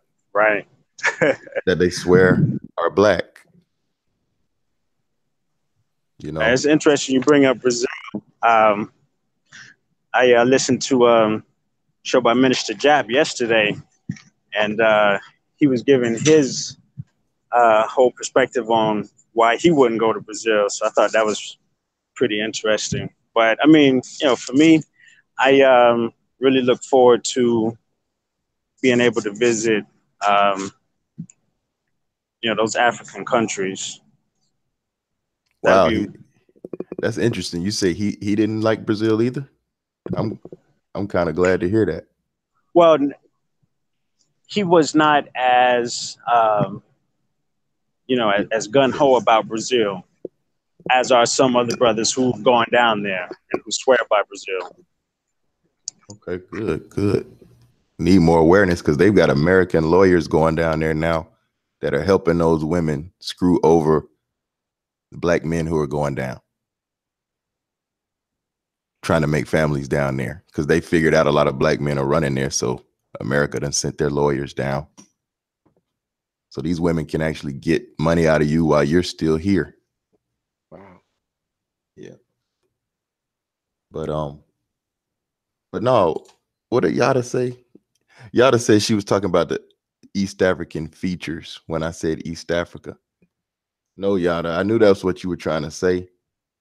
You're talking about the Ethiopians and the Eritreans who look half Arab and all that. That's not who I'm talking about. I'm more into the Ugandans, the Tanzanians, the Kenyans, and those women, they don't have that so-called East African feature that you're talking about. They look a lot like this sister on the panel here with the afro, Nikki, but they're darker than her. That's what I'm talking about, Yada.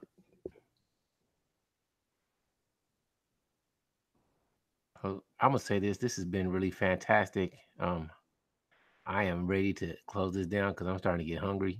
And I need to go eat. So, anybody got any closing thoughts? I just like to say it was great talking to you, CG3. It's been a minute. It was great to hear from the fellas. It was nice to be on with Neon for the first time. And yeah, it was a great topic. I enjoyed it. Likewise, Nikki. I think Neon Eyes sent me a topic, and I gotta do one for you, Nikki. We might do hers tomorrow. We do Neon Eyes topic.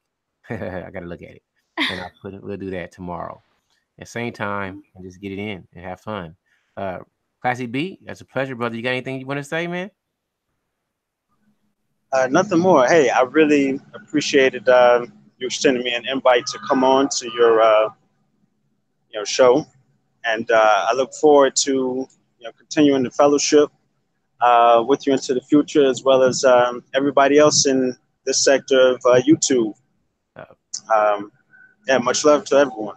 Much love to you, brother, and feel free to come anytime. This is your page, brother GK. I got nothing but the most respect for you, brother. I'm happy you hopped on, and you can come on anytime. You got any closing thoughts?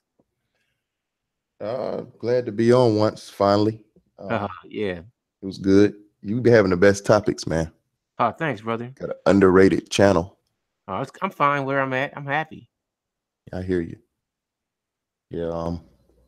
Hopefully I can join again soon, and everybody take care. And I hope the brother has a good time traveling too. Me too, man. I hope he just loves it. I hope it works out for him. I love to see a positive brother, man. I want him to get whatever he deserves and what he wants. Same yeah.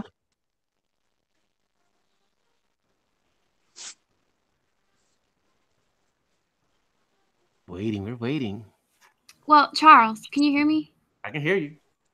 I just wanted to say thank you again for having me on. It's always a pleasure. And it was a great topic, and I really enjoyed the discussion, and I can't look forward to tomorrow's discussion. We'll make it happen. So for everybody who came by, I really appreciate you. This is my channel, is your channel. And anybody can hop on. You guys can. My email is charlesgilmore3. Just at Gmail. Hit me up and come on, and we can dialogue. As long as everybody's respectful, we can be respectful. And sometimes it'll get ratchet, but I'll try to control that. Well, I appreciate everybody, and I really, really, really had a great time. And thank you all. And leave a comment sometimes. So we can dialogue. Take it easy, and thank you all. All right, bye-bye. Bye-bye.